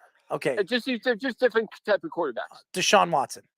Yes, because we don't know what Watson is coming back. Before, I would have said Watson, but we don't know 3 years later. Yeah, I would say Watson's a little bit of a question mark for the same reason, because he hasn't played consistently for a while. So we'll see how good he is over a consistent period of time. If he can put together similar numbers over a full season like he did in 2019, okay, well then you could probably put him in that category. Okay, so those are 3 quarterbacks that received their money in the past 2 years. And you kind of say that he's better than 2 out of the 3 quarterbacks. Yep. So why hasn't he received his money? And he, by the way, out of all 3 of those quarterbacks, he's the only one that's won an MVP. And he's the only one. And he's the only one out of all 3 of those players that have, besides Josh Allen, that has multiple wins in the playoffs. And again, it was all their quarterbacks. Well, 2 players. Multiples too. So 2 wins. And he's had like very limited amount of weapons to go with it. Yes. Right. And that's why I also allude to the fact of the injury concern too with Lamar Jackson. These other guys still got paid amidst injuries too, like Kyler Murray. Kyler Murray got a lot of guarantee money. It was the second highest to Deshaun Watson's at the time. the most percentage of guarantee money within the contract too. And he had an injury-riddled season right at the end of the year. He probably missed the same amount of games Lamar Jackson did at the end of the 2021 season when they started undefeated. They were last undefeated team, and then they didn't win the division. They collapsed and they lost in the playoffs because of it. Well, there you go, Errol. There's a perfect example of taking a risk on a guy after a really good rookie year, and then it's just not panning out like it should have. I mean, he's not horrible, but I think the Cardinals were counting on something more. Did you see what San Francisco brought in as a quarterback? As a third string quarterback? Sam Darnold. Yep. How much you want to bet? How much you want to bet Sam Darnold wins that job? How much you want to bet he wins it over Trey Lance? Over Jimmy G? Jimmy G's gone. No, he went to the Raiders. Oh, okay, Raiders. Okay. I don't think that's crazy at all. How much you want to bet? And he's going back. Yeah, over Trey Lance. Yeah, I think he's going back Lance, to California. I'm sorry? You don't know what you're dealing with Trey Lance yet. You don't know what you're dealing with him. And Purdy, everybody loves Purdy, but listen. He got hurt. He got hurt, and he's on a really, really talented team. Okay? I know a lot of people like him, but he's got to prove it. He's got to prove it, in big games. We have to see. So that's the only thing. And by the way, I'm looking at Lamar Jackson. I thought he won multiple plays. He's 1-3 in the playoffs. Keith says Watson will not be the player. But his numbers aren't bad in the playoffs, by the way. Keith says Watson will not be the player that he used to be. I'd take him over all those guys, including Allen. Jeff says, don't bet with Errol. What? Jeff says, don't bet with Errol. Even if you won't win, he won't Venmo. Oh, yeah. Come on. First of all, I didn't bet with Jeff. First of all, with what he's talking about. And whatever. I don't care what Jeff has to say when it comes to that stuff. He's such a smart ass. He really is. But go ahead. I was just also saying too that Lamar Jackson still has had the adversity as well in terms of, like Keith was saying, not a lot of receivers, and the Ravens are still going to have to evolve the way they're thinking too, because we talked about how like different teams have built the franchises too, and the positions that you pay. The Ravens have given all this money out to defensive players that they haven't needed. Marcus Williams was he's a good safety, but again, they didn't need to pay him last year. They drafted Kyle Hamilton. Like they could have just survived with what they had with Chuck Clark and him, and maybe Anthony Averett, the other draft picks that they had. They made the trade for Roquan Smith. They gave him a lot of money. Not that he doesn't deserve it, but they don't need all these extra money endorsed to their defense when their defense is already very good. And now as a result, they can't draft a wide receiver, and they have to pay a couple offensive linemen still, and they have to figure out what to do with all these skill players. There's nobody consistent. And Mark, you're going to like our new 2 segments that we're going to be adding starting tomorrow. We have a segment, Speedy. The first segment, we're going to call it Bracket Wars. And what we're going to do is we're going to set up a bracket like March Madness of 24 teams. This bracket, we're going to start off with the top 24 teams of the last 40 years. Since the 80s, yeah. Since the 80s. And Speedy's going to set up a bracket to match them up. It doesn't matter if it's hockey, baseball, football, basketball. And the way he matches it up. And then we're going to go through the bracket. We're going to take 2 bracket spots every single show, and we're going to argue on why that team is going to move forward in the rounds all the way to the end, and where we pick a winner. So Mark, that sounds like a lot of fun. That sounds like so much fun here. So Mark, the way it's structured, it's kind of like the Pac-12 tournament. So it's going to be 12 teams, top 4 seeds get a bye, and then also in the first round, I did not do any ones that were the same sport play against each other, at least in the first round. So it's going to be literally, it could be a hockey team versus a baseball team. Now, how do you do that? So how would you determine a hockey team against a baseball team? Well, that's a good question. Dominance, the dominance of that specific time in their sport. Some of the players that they had on the team, the Hall of Famers that they had, and how they took that team to that next level. Coaching, everything. We look at everything. We compare and contrast each team by what they did in their sport. Now, obviously, it's hard to compare a football team to a hockey team, but the dominance of those teams in a specific time would really be able to. Now, Jeff says, well, then it would be the Patriots. Not necessarily, because if Speedy set them up I don't know how Speedy set the brackets up. If they fall into the brackets with the Yankees of the 90s, the 75 Reds. Yeah, or something like that. Well, 75 Reds, they're not going to be in it because we're doing 80 all the way to now. So, but gotcha. Okay. Yeah, so it could be, if they're matched up against the Yankees in any one of their brackets, in the 90s, I mean, you can argue that the Yankees are more dominant, a more dominant force than the 5 or 6 years of dominance for the Patriots, because we're only taking, within a 5 to 7 span of dominance for those Patriot teams. So, Mark, think of it this way. I split up the Patriots for first 3 championships and last 3 championships. And I did the same thing with the Chicago Bulls, the early 90s and the late 90s. You'll like it. You'll like it, Mark, because somebody like you that likes to, talk about the past and stuff like that, and kind of trying to compare and contrast some of these teams and the dominance of these teams.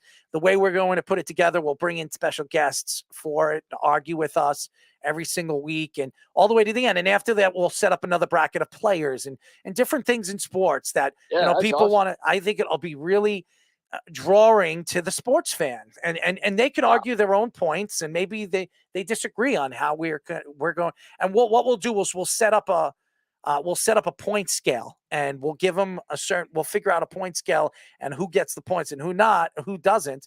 Well, it's like 5. We'll have like a 5 or 6 point scale, and whoever has more points out of the 5-6 point scale will move up to the next round. So interesting. Yeah. Now, So I'll give you a preview. For 4 teams, I think will definitely have the advantage. The Yankees from 36 to 39. The Yankees from 49 to 53. The Canadians from, I think, 76 to 79. And then the Islanders, obviously, from 80 to 83. The Islanders are in there. The Islanders are in there. So they're another one. If the Patriots fall, in the bracket with the Islanders, I mean, it's hard to argue. Straight. Yeah, it's hard to argue. Series wins. So there's a lot of ways. It all depends on how the bracket falls. And again, the Islanders could fall in a bracket where they're facing the Yankees of the 90s, you know what I mean? And how dominant the Yankees were when they won 3 championships in a row. So you can argue that. And the 98 Yankees, when they had arguably one of the greatest seasons of all time. Or how about the San Francisco Giants of the 2000 when they won 3? They won 3 out of 5, and they were dominant. They were a dominant force. And then the Red Sox of the 2000s. The LA Kings. The Chicago Blackhawks. Oh, they're in there, the Blackhawks, yep. The Red Wings. Right? Yeah, the Red Wings of the 90s. So there's a lot. There's a lot to argue. But what it does is it brings back some of the older fans to really look in depth on understanding, where these teams match up or align against some of the greatest teams in every single sport of all time. In every single sport of all time. Yeah, so I told Speedy the other day I wanted to do something like that, and I created a name, and we're gonna have the new drops. It's tomorrow. It's going to be called Bracket Wars. That's what we're going to call it. And then we're gonna have a betting part of the show every single week on Thursdays called Let's Parlay. Okay, and we're going to bring some of the top bettors and handicappers on the show, and you're going to pick your top 2 parlays of the week, and we're going to keep tabs on them.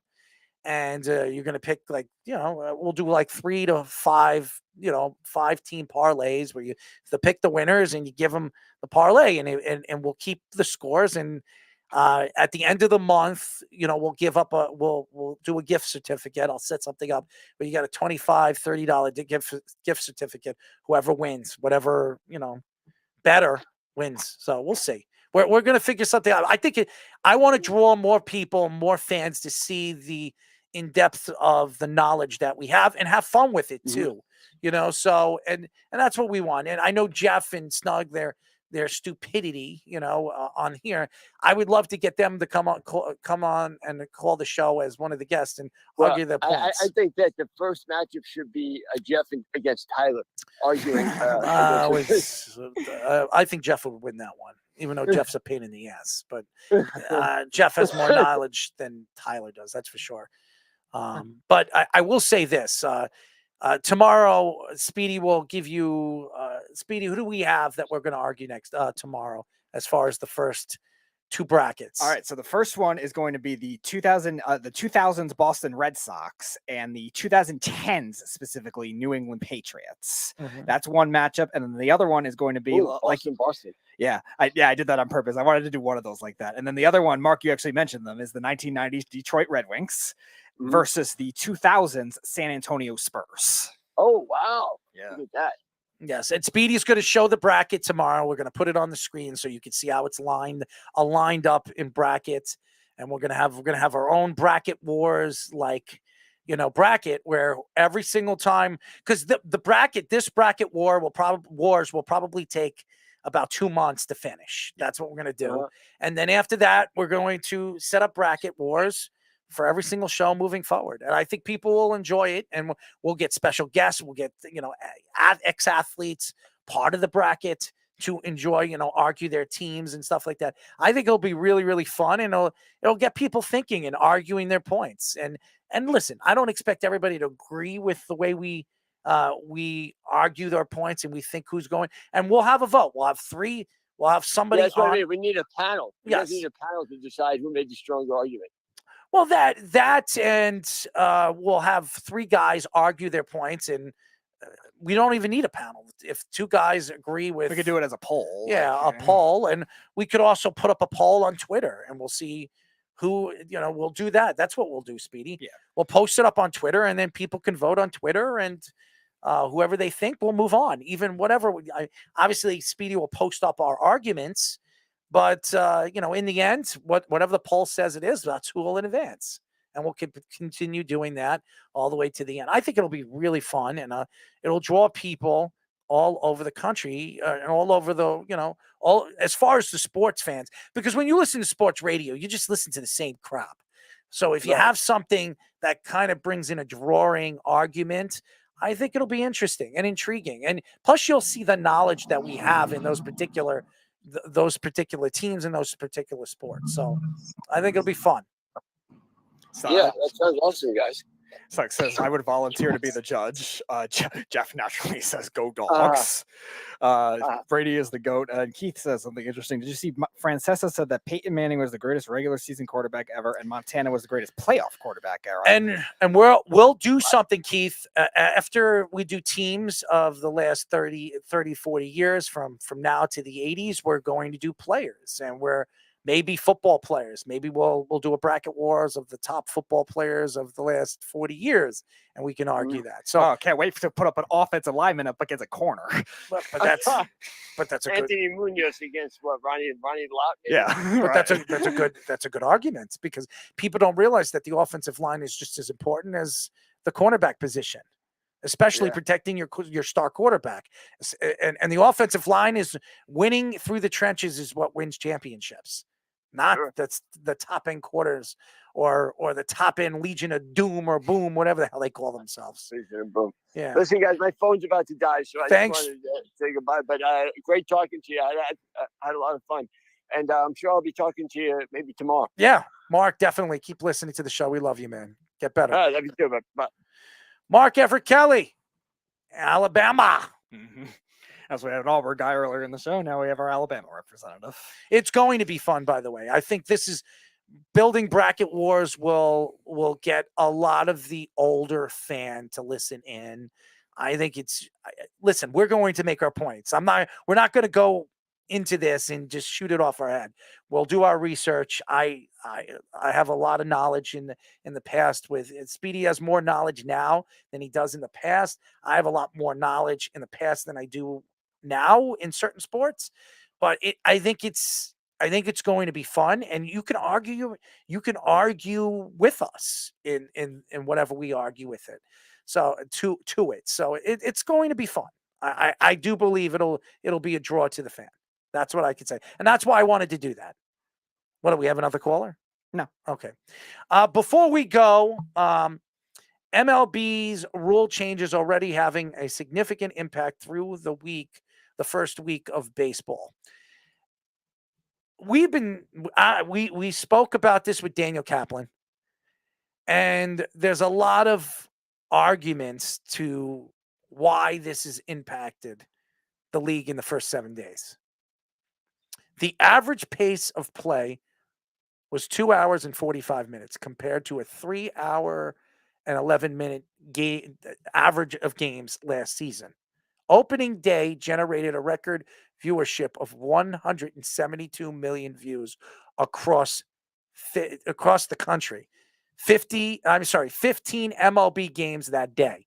The new shift rules have been impactful so far too, with hitters hitting 249 on ground balls compared to 233 at this point last season. Ground balls that are pulled have resulted in a 206 batting average in comparison to a 183 last season. There have already been 70 stolen bases this season in result of Baker bases. There were only 33 stolen bases at this point last season. 8 teams have attempted an average of 1 stolen base per game, the highest total since 2016. So you see the rules, you see the changes, you see what the MLB is doing. Now, this might be the best move Rob Manfred's ever done in his whole life, including getting through college, because this man is an absolute dope.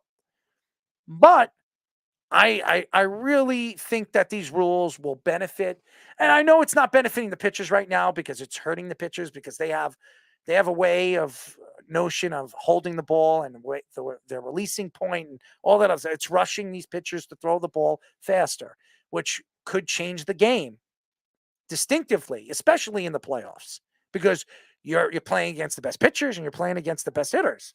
That could open up the offense. You might see more points. More runs moving forward, not just in the season, but in the playoffs, which you want to see.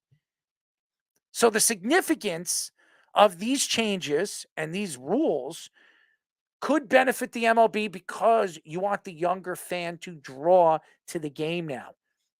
There are more of the older fan. As a matter of fact, I think last year, the average fan to go to a baseball game was 30 and older. You want the younger fans to go. You want the kids. You want the 7, 8, 9, 10, 11-year-old kids going to games with their dads, wanting to watch and become or want to play baseball in the future, not play football or hockey or basketball because, hey, you know what? It's a sport that most fans want to watch or want to play. They want to make the game more fun to watch. It's so funny. I watched the Mark McGwire and Sammy Sosa 30 for 30 on Disney Plus this past week. And it was so interesting about learning a little bit more about Mark McGwire and him coming out and admitting to doing steroids. And he said that at the time, there was no rules in the MLB stating that he couldn't use steroids. That it's been going on for years.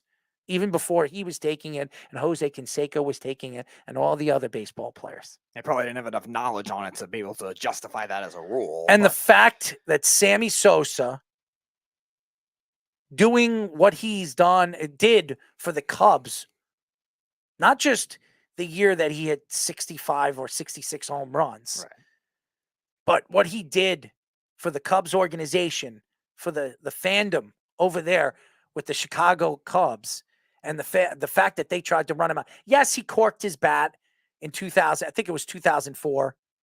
He did, and that's why. And that was that was the last straw, and that's why the Cubs decided to part ways with him. But the fact that they have not invited him to Wrigley Field in over a decade is despicable. I understand the Cub fans. I understand cheating. How many baseball players have cheated that are in the Hall of Fame right now? Ty Cobb did. How many times have we heard from ex-baseball players saying that baseball players have been taking amphetamines for years? Since baseball started. 50, 60, 70 years. That's cheating. That's more cheating than doing steroids. Because amphetamines make you concentrate more. That's why people take amphetamines to study for tests. So you sit here and you look at Pete Rose. Pete Rose definitely bet on baseball. Why isn't he in the Hall of Fame? Oh, they're going to wait until he dies. So he'll never know when he goes to the Hall of Fame. Roger Maris never knew that he had the home run record until he was dead. Yeah, or they're going to have to force like some betting law or something to force him in if it's like becomes a state law in New York or something like that. But even that kind of thing, the Baseball Hall of Fame is just so stubborn. You never know. And by the way, Keith says Sammy Sosa hit 9 home runs a year until steroids. That's not true. That's not true. Sammy Sosa, I'll bring up his numbers right now. And it's so funny. Yes, he never hit 66 home runs after the year that he had. But Sammy Sosa had a lot of Sammy Sosa had over 609 home runs. His year that he hit, it was all right. The year 66 in 98, 63 in 99, 50 in 2000. Right, I'm trying to look over here. 64 in 2001, 49 in 2002, 40. Let's do it before that, okay? Let's say before 60, 66 home runs. He had 36, 40, 36, 25, 33. No, he hit more. He still, and by the way, in 95, he was an MVP candidate. Yeah, I think most of except for Aaron Judge and Kyle Schwarber, like nobody else hit over 40 home runs last year. So him hitting 30 in those years without the steroids consistently is still very impactful, Keith. What is he saying right over here? Amphetamines don't help nearly as much as... That's not true. Jeff, what do you know? Okay, you talk a lot of crap. And amphetamines make you concentrate more. Yes, it does. And it's baseball. And we've had how many players we've had that were former pro players that said they did steroids and never got out of the minor leagues. Plus Ryan Spader 3 times. Okay, so don't tell me I don't know what I'm talking about. Keith also says, and A-Rod. I just looked at his numbers before steroids. Everybody says that when he started steroids was 98 when he hit 66 home runs, when he had his best year. Okay. The year before that, 36. The year before that, 40. The year before that, 36. The year before that, 25. The year before that, 33. The other years, he barely, besides 290, when he was practically, he was called up for 150 thing. He didn't really do that well in 90. But remember, he's a young player. Yeah, it's one season, so it's going to be an outlier. It took him a couple of years to develop. How long did it take Steph Curry to develop into the player? 3 years. Probably. No, 5 years. 3 years for a good player, 5 years for a great player, yeah. It took him 5 years, Steph Curry, to become the player that he is. Okay? So 1, 2, 3, 4, 5. His fifth year, he had 33 home runs. So to say that his numbers weren't good, he was, Arrow, look at his numbers. I did. I'm looking at his numbers right now. 30 home runs pretty consistently is pretty good. Is good numbers. Keith. That's pretty good. And if you look at it, I'm just trying to pick up the numbers right now and look at the RBIs. 33, it was 93. 33, 90, 33 and 93, 25 and 70, 36 and 119, 40 and 100, 36 and 119 before he got 66 and 158. Right. And again, RBIs can also be based on the team too, around you. If nobody scores a run, it's going to be hard for them to drive him in without the home runs. Sammy Sosa was a pretty good player. Yeah. Keith also says that A-Rod, Clemens, and Bonds are great without roids. Yeah, we've said that all the time. They should be in the Hall of Fame. It's ridiculous that not MLB specifically, the Baseball Hall of Fame writers are so stubborn. And just so you know, amphetamines are absolutely you benefit if you're taking amphetamines just as much as you think steroids helps you. So you're wrong, Jeff. Now, you're absolutely Jeff, wrong. He has arrived. Go ahead, put him on. Jeff, you're on. Yeah, that's absolutely not true. Like, really? Really? You a doctor? You a doctor? Dr. Jeff? No, but you know who is? The guy that ran Balco, and that's why he didn't give Barry Bonds amphetamines. Because you could get amphetamines by going to a normal doctor. Dude, that's why. Amphetamines only make you concentrate more, right? No, duh. And what is baseball? It's a concentrating game. So if I gave some fat schlub like the Fudd amphetamines, do you think he can hit home runs? Or do you think if I gave him something to make him stronger so he could hit it over the wall without them? I know, but first of all, I know if you're a half decent player and it helps you concentrate on the game and it helps you, but steroids take players that aren't good and make them really good. Who? Give me one player. Sammy Sosa. Sammy Sosa was a good player. We just brought up his number. That's not true because we just brought up his numbers. Before steroids. No, he wasn't. No, he wasn't. No, he wasn't. I don't think 30 home runs is a bum. 30 home runs and 100 RBIs is not a bum. Okay, sorry, he's not. He took Rafael Palmeiro, and steroids took Rafael Palmeiro, who was a pretty good player, but it also extended his career. All right, Rafael Palmeiro was better. Right? He was before steroids. He was good without steroids. Took a Give me a player. Give me a player, Jeff. Jason Giambi wouldn't have made half of the money he made if he hadn't been taking steroids the whole time. Jason Giambi after steroids, after he admitted steroids. Bring up his number, Speedy. Bring up his numbers. Jeff, you remember which year specifically he got caught with the steroids? Because I know. Joe, you'll see it by the numbers. You'll see it on the Yankees. I'll tell you right now when you bring it up. He was using steroids with the A's too. Yes, I know that. Because he played that with was 47 home runs was his best year with Oakland, 2001 with that. Let me now with see. the Yankees, he had 41 home runs with the Yankees his first year, 41, and then injury riddled season 04 only at 12, and then 32, 37, another injury riddled year 14. It was 2003 when he admitted to the home run.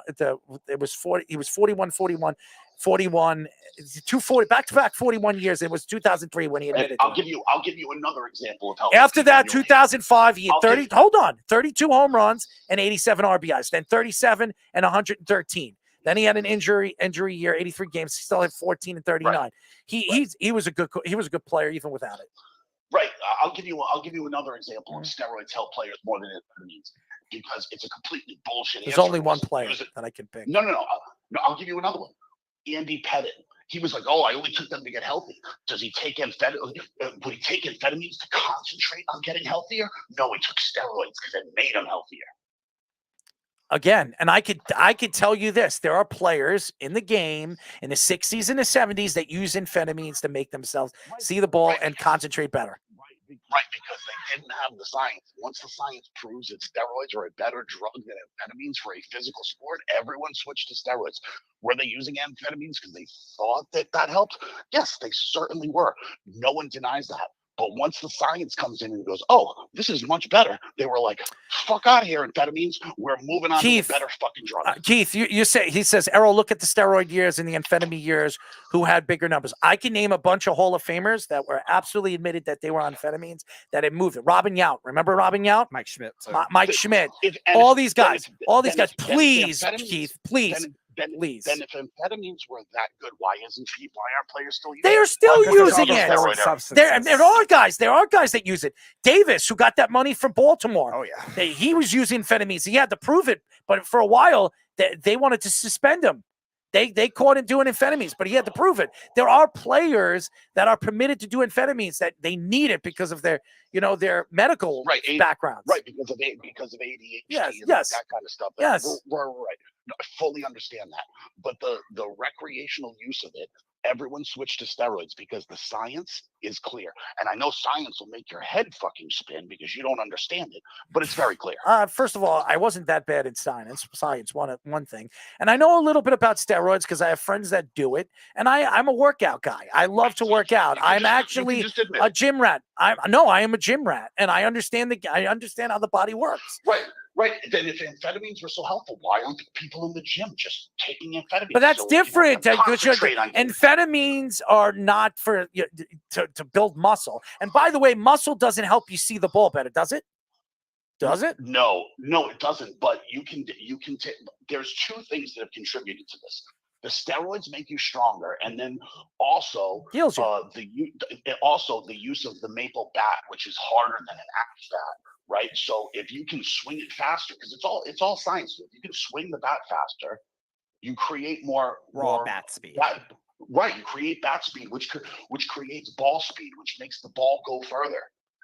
You're not going to take amphetamines to concentrate on trying to swing your bat harder. Right, but the other thing they look at too happens with steroids. Jeff, the other thing they look at too in sabermetrics is two other things: is barrel rate and launch angle, which are both more coordination based things based on where you locate the ball. Now you still need brute strength for the barrel rate, obviously. No, right. But that's just technique. That's technique in how you're going to swing it, at what angle you swing it. Amphetamines or steroids won't help technique. Reggie Jackson, was he doing steroids? Again. All the modern players have switched to steroids. I'm just asking, did Reggie Jackson do steroids? I have no idea. I have no idea. He never did. I can name a bunch of great power hitters in the 80s that are Hall of Famers, at 70s that are Hall of Famers that never did steroids. But I can name a bunch of guys in the 70s and the 80s that have admitted to do amphetamines and helped them ridiculously. Yes, it helped those people. Why then would they have all switched from amphetamines to steroids? And the answer's simple: steroids work more. They do. Why do That's we why bring? everyone is switched. I disagree. But there's now other substances too disagree. that people have been caught with that nobody knows about. I either. disagree. There's going to be more, even if steroids are being tracked down on more. Look at what Robinson Cano got caught for. Like nobody knew what that was when he in the Dominican Republic when he got caught. We've seen how many knew what that was. It's just that it wasn't legal. I think there's plenty of drugs that aren't approved. How many players? How many players have been caught in the minor leagues? How many players have been caught in the major leagues that are not even great players that have been caught with steroids? Oh yeah, a lot, a lot. Because they're bums that wouldn't make it out of single A. It's very rare that half these guys that do steroids become stars and become anything. They really, I mean, Barry Bonds? He didn't need to do it. He would have. He's a Hall of Famer no matter what. And also, amphetamines wear off. You take amphetamines, you could have that in your system for like an hour. They could be effective for 2 hours or something like that. Steroids, you cannot have taken them for a week and they still help you because the strength that you've gained doesn't go away. And then Keith says, Errol, amphetamines have ruined careers with addicts. Okay. And I could say the same with steroids. Because steroids. So's crack. Who cares? Steroids has killed people and ruined careers as well. No one cares about these players' careers. Anything can ruin them. You know what I'm saying? Mickey Mantle, how much longer would Mickey Mantle have He did amphetamines too. He admitted to that too. So much, right, but if he wasn't drinking so much, that's a drug. Did that help him? No. Well, it helps him get laid, but I mean, other than that, like it's not even like a thing. You know what I'm saying? Like ruining careers. Who cares about ruining the careers? They don't care. That's why they're taking them. They don't care about their careers. My argument isn't that steroids didn't help players, but I could say the same about amphetamines. And it has, but what's helped more? I don't know because I'm telling you, I'm telling that, but that's not true because there's more people in the Hall of Fame that have admitted to doing amphetamines. Because they won't let steroid guys into the Hall of Fame. That's wrong because Jeff Bagwell's done it. David Ortiz did it. Most of them, but most of them are trying to be left out. Most of them, the Hall of Fame is the best ones. The best ones, the greatest players. Right. So that's why you can't go, oh, well, who are in the Hall of Fame? Well, they're trying to actively keep out the steroid guys. That never happened with amphetamine guys. Yeah, but that's because the league is, to me, it's absolutely a joke. The way they vote these guys out. Yes, amphetamines helped people. But what drug were people using when they were setting records? Again, Jeff. And by the way, shout out to Leaf. Shout out to Keith. My argument isn't that steroids hasn't helped in the past, but I could say the same about amphetamines. I could say the same about other things. Look, Doc Gooden, he was doing cocaine and crack or whatever. But if he didn't do that, was Darryl Strawberry. Would he have been the player that he was? Who knows? We don't know. We can't say that he was, or he couldn't. He could have. He couldn't. So we don't know that. Steroids are the thing that make people bigger, stronger, and faster. And yeah. If you're an athlete, first of all, those are the three things that are the intangibles that you want. Amphetamines, what? Oh, I'm just going to see the baseball better. But if you still have the strength of the bead, you still can't hit a home run just because you can see it better. That fat prick couldn't get it out of the infield ever bet. We have interviewed ex-baseball players that played. They never went further than the minor leagues, and they said they dabbled with steroids and they still couldn't get into the majors. So steroids doesn't always help you get there. But steroids make good players great players. That's what it is. They were great players anyways. You see the ball better. Barry Bonds, he was a Hall of Famer without it. Was he not? Dude, there's plenty. Roger of Clemens, was he Hall of Famer? There's plenty of players that wouldn't have been great players that had to take steroids. Robinson Cano. Oh, stop! Robinson Cano was a good hitter. Before, oh really? Yes. And then when he got caught and got taken off the steroids, has he hit a home run since? Yes, he did. Yes, he did. What, like 3? Oh, stop, Jeff. 3? Jeff, you want me to go to numbers? All of those years with Seattle. Jeff, we'll go to the numbers. That's not true. He had a few good years with Seattle. He wasn't consistently good with Seattle. That's not true, Jeff. But That's not. He did have a couple of good years. The first year he was good with Seattle, and he was on and off. The only player because he hadn't gotten caught yet. The only player that ever did steroids and became better than he was before he wasn't taking it was Kem Caminiti. That was it. Any other player, they were practically great players before they even did it. Would Francisco Cervelli even have cracked the Yankees lineup if he wasn't taking steroids? Probably not. Jeff, put it in perspective. They're catchers, first of all. I see catchers that barely can hit over. It doesn't matter. He was on steroids and still wasn't good. No, he was good. He was Cervelli was a good catcher. Yeah, he was good. Would he have? First of all, he was the backup catcher, and would he? He started for the Yankees 2 years. Right. Yes. Both years because he's on steroids, and he never cracked the lineup otherwise. 2016, He was like a backup. with the Mariners, Robinson Cano had 39 home runs. All right. When did he get caught? 2017.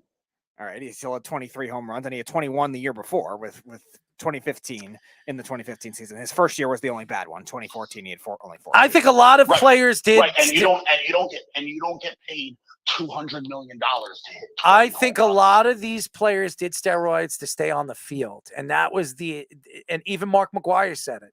Mark McGwire says, "Listen, I don't want kids to do it. I don't want kids to take all my mistakes out because what I did, because I thought it." But he also said there was no rules saying that I couldn't take it. There was no rules in the MLB to say that I can't take it. So, and he's right. Nobody said there was a rule book saying, "Oh, you can't take performance-enhancing drugs to stay in the game so you can stay healthy." Nobody said that. Keith says, if steroids didn't help more than amphetamines, why did steroids become the drug of choice? But there's other drugs. That's exactly too. my point. How many times have I said that? That's exactly my point. I'll tell you why. Do you want me to answer your question, Keith? Because there are two answers to it. In the time that amphetamines were big and stuff like that, steroids it was a chemical coming into the United States. Steroids come from where? Where's it come from, Keith?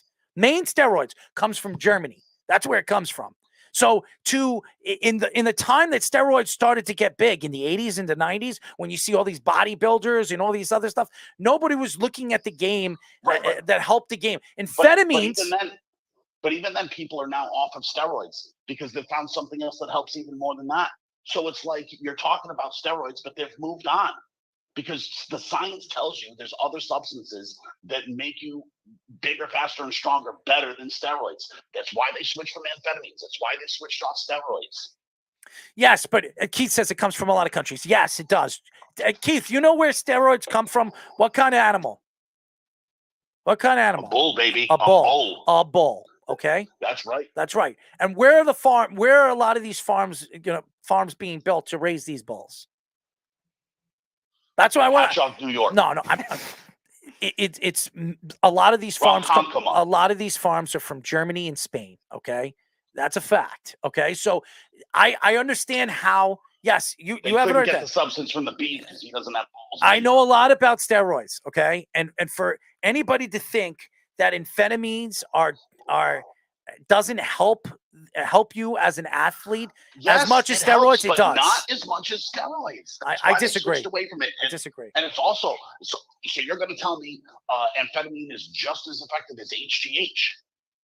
HGH is what it does is it heals your body. It heals, like, let's say you pull something, you rip something, or tear something, you take HGH so you don't have to have surgery. A lot of players, a lot of athletes, a lot of bodybuilders, they take that because of that, because they want to do their, the tournament or any of those things. Right. So it heals your muscles quickly. And what does amphetamines do?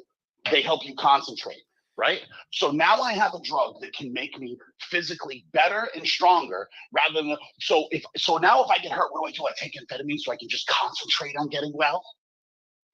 All I'm saying, and I'm not going to sit here and argue because I don't want to. You've lost. No, I'm not. No, Jeff, you're telling me how it works. You're telling me how it works. You're wrong, Jeff. I'm not going to sit here and argue. You're They wrong. help you heal and they make you bigger, faster, and stronger. And we've had ex-baseball players on the show and say it didn't do anything for them. So you're wrong. And the guys that do it, how many guys that you know that are in the Hall of Fame that did steroids? How many guys? The Hall of Fame. How many guys? My question. How many guys? They're actively keeping the steroids guys out. So using the Hall of Fame as a barometer is just a false flag thing. Disagree. Because they're trying to keep those guys Really? out. David Ortiz did the steroids. Why is he in the Hall of Fame? He's been Because he's proven. a wonderful human being. Yeah, and it okay. wasn't even proven. It wasn't proven. Yes, it was. It was proved. He was on the list. He was on the list. He was on the list. Yes, he was. On a list of people suspected. Not and never suspected. failed the He drug was test. tested and he failed. He was on the list. On the first list. The top 100 list, he was on that list. He did steroids. Why is he in the Hall of Fame? They know he did, but why is he in the Hall of Fame? Why? He's a terrific human being, Yeah, and he wasn't a Yankee, not a scumbag. I figure. Jeff, thanks, man. I'll talk to you later, man. All right, hey, you gonna ever apologize to Jalen Carter? He deserves it. Nope. You're a scumbag. I love you, man. I love you. You're such a pain in the ass. Anyways, Jeff. Leaf Paluska also says Andrew Jones probably did it too. Yeah. Guy weighed about 185 pounds for 6 years. Shows up to camp looking like Bartolo Colon. Yeah, but Andrew Jones was a better player. He was still a great player before he did that. Right. So again, I'm not taking away that it hasn't helped them, but there are guys that are in the Hall of Fame that straight up admitted to doing amphetamines. Some of the best at their positions. Right. The best at their positions. How many football players have been doing steroids forever? I mean, you have guys that are doing 8 balls, before, a half.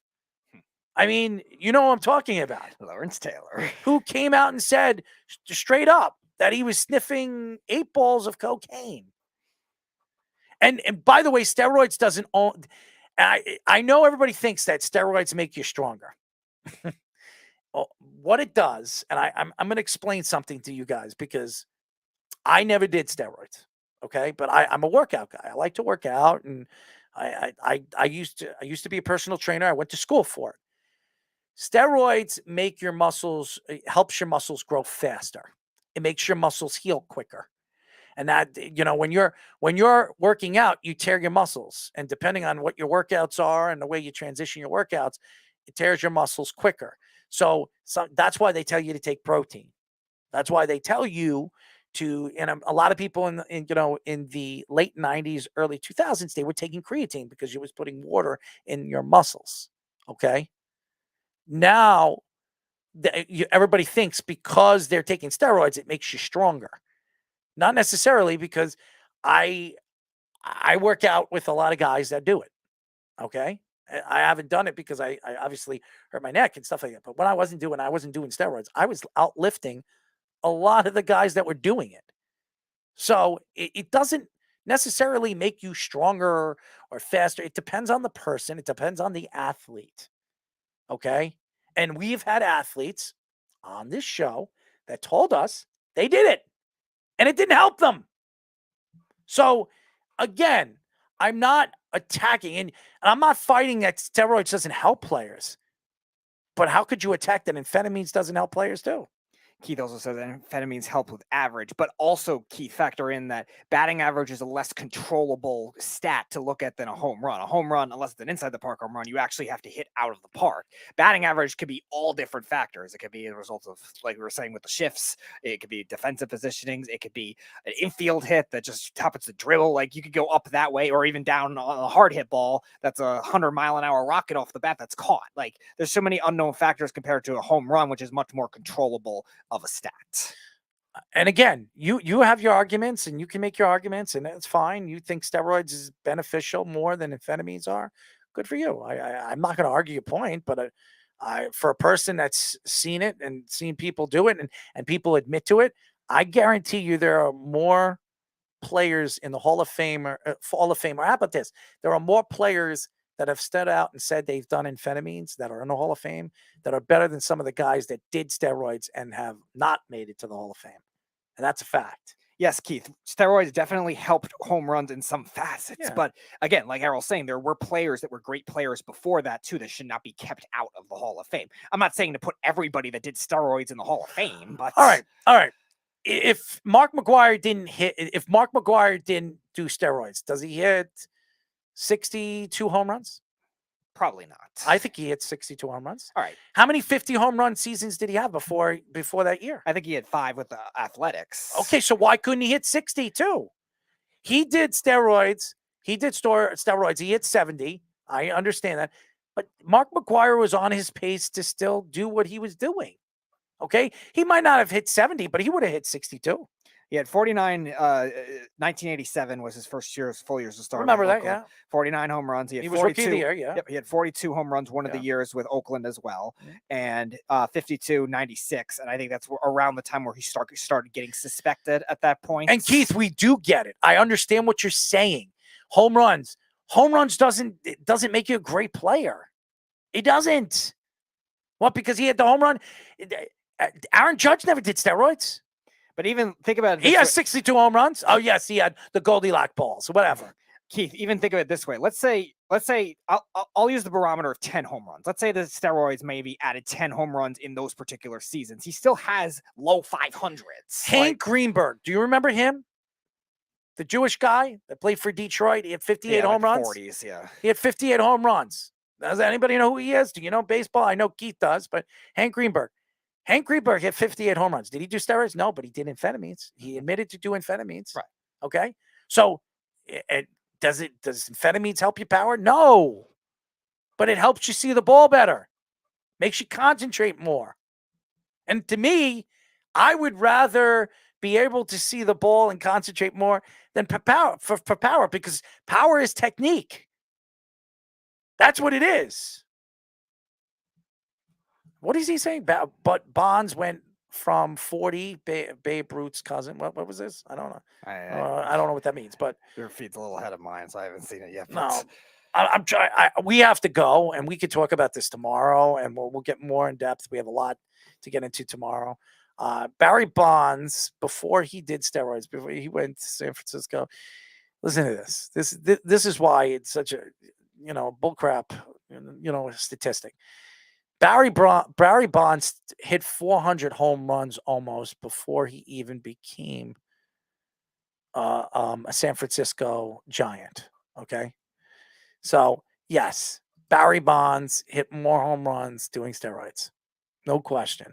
He did.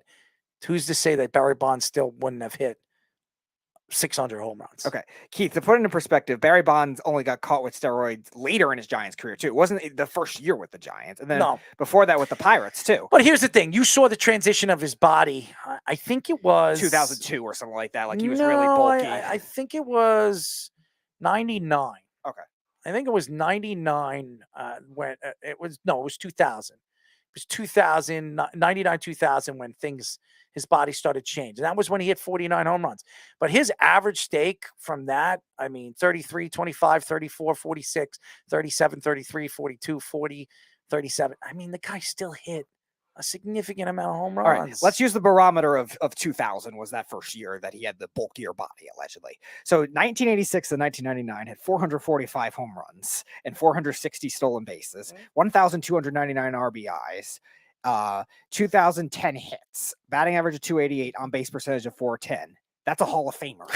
Well, again, and Keith, I understand he went from 40 to 70. Okay, if you want to say that is a leap, all right. We've seen other hitters that weren't doing steroids jump from 35 to 60 or 35 to 50, 58. Right. Okay. Just Roger Maris. He had 60. What was it? 61 one year. Was the MVP for Kansas City before he was traded to the Yankees. Right. Right. If you look at his numbers before that, did he ever come close to 50 home runs? He didn't. Nope. So I'm just saying, you can, depending on your workouts, the way you eat, the way you train, the way you stay healthy, the way you play in multiple games, the double headers, it's a different game. You can't say it was just steroids that got him those numbers. I'm just saying. Anyways, I'd like to thank the Athletic Sports business reporter, Daniel Kaplan, for joining us. He was fantastic. Thank you, Daniel, for joining us again. I know happy Passover to Daniel and his family and all the Jews out there. Happy Easter to all the Christians and the Catholics out there. Also, thank you to Jets linebacker and safety, Jamien Sherwood. He was fantastic as well. Really, really good kid. And I'm looking forward to watching him grow as a Jets now linebacker, no safety linebacker. As you heard, he hasn't played safety since Auburn. Thank you to all the fans tuning into us. Thank you to everybody. Keep tuning into us. Keep listening to our shows throughout our network. Check out our website at www.worldwidesportsradio.com. Check out our show tomorrow that airs live tomorrow at 9 p.m. Who do we have, Speedy? All right, for the 5th time on the show at 9:30, BetSperts and 4for4 fantasy football fantasy and betting analyst John Daigle. Number 5 time on the show, and at 11 o'clock we will have a host of the Broadway Hat podcast and Rangers and USA hockey writer Kyle Hall. It's going to be a good one, and we'll have our first show of Bracket Wars. I know you guys are going to enjoy that. I thought that this would draw a lot of the older fans to tune in and listen to that segment because there's so much back and forth banter. You're going to have your arguments. You're going to argue your points on probably against some of the things that we say, and maybe our voting to move that team forward to the next round. So it's going to be fun. Tomorrow, I might not start this tomorrow, but next week we will start our new betting Let's Parlay, our new betting segment on our show. So tune in. We're going to be adding some new stuff and new content. I know you guys are going to love it. Till next week. Until tomorrow, we will be talking to you. Have a good night, and we'll talk to you then. Good night. It's the Worldwide Sports Radio Network.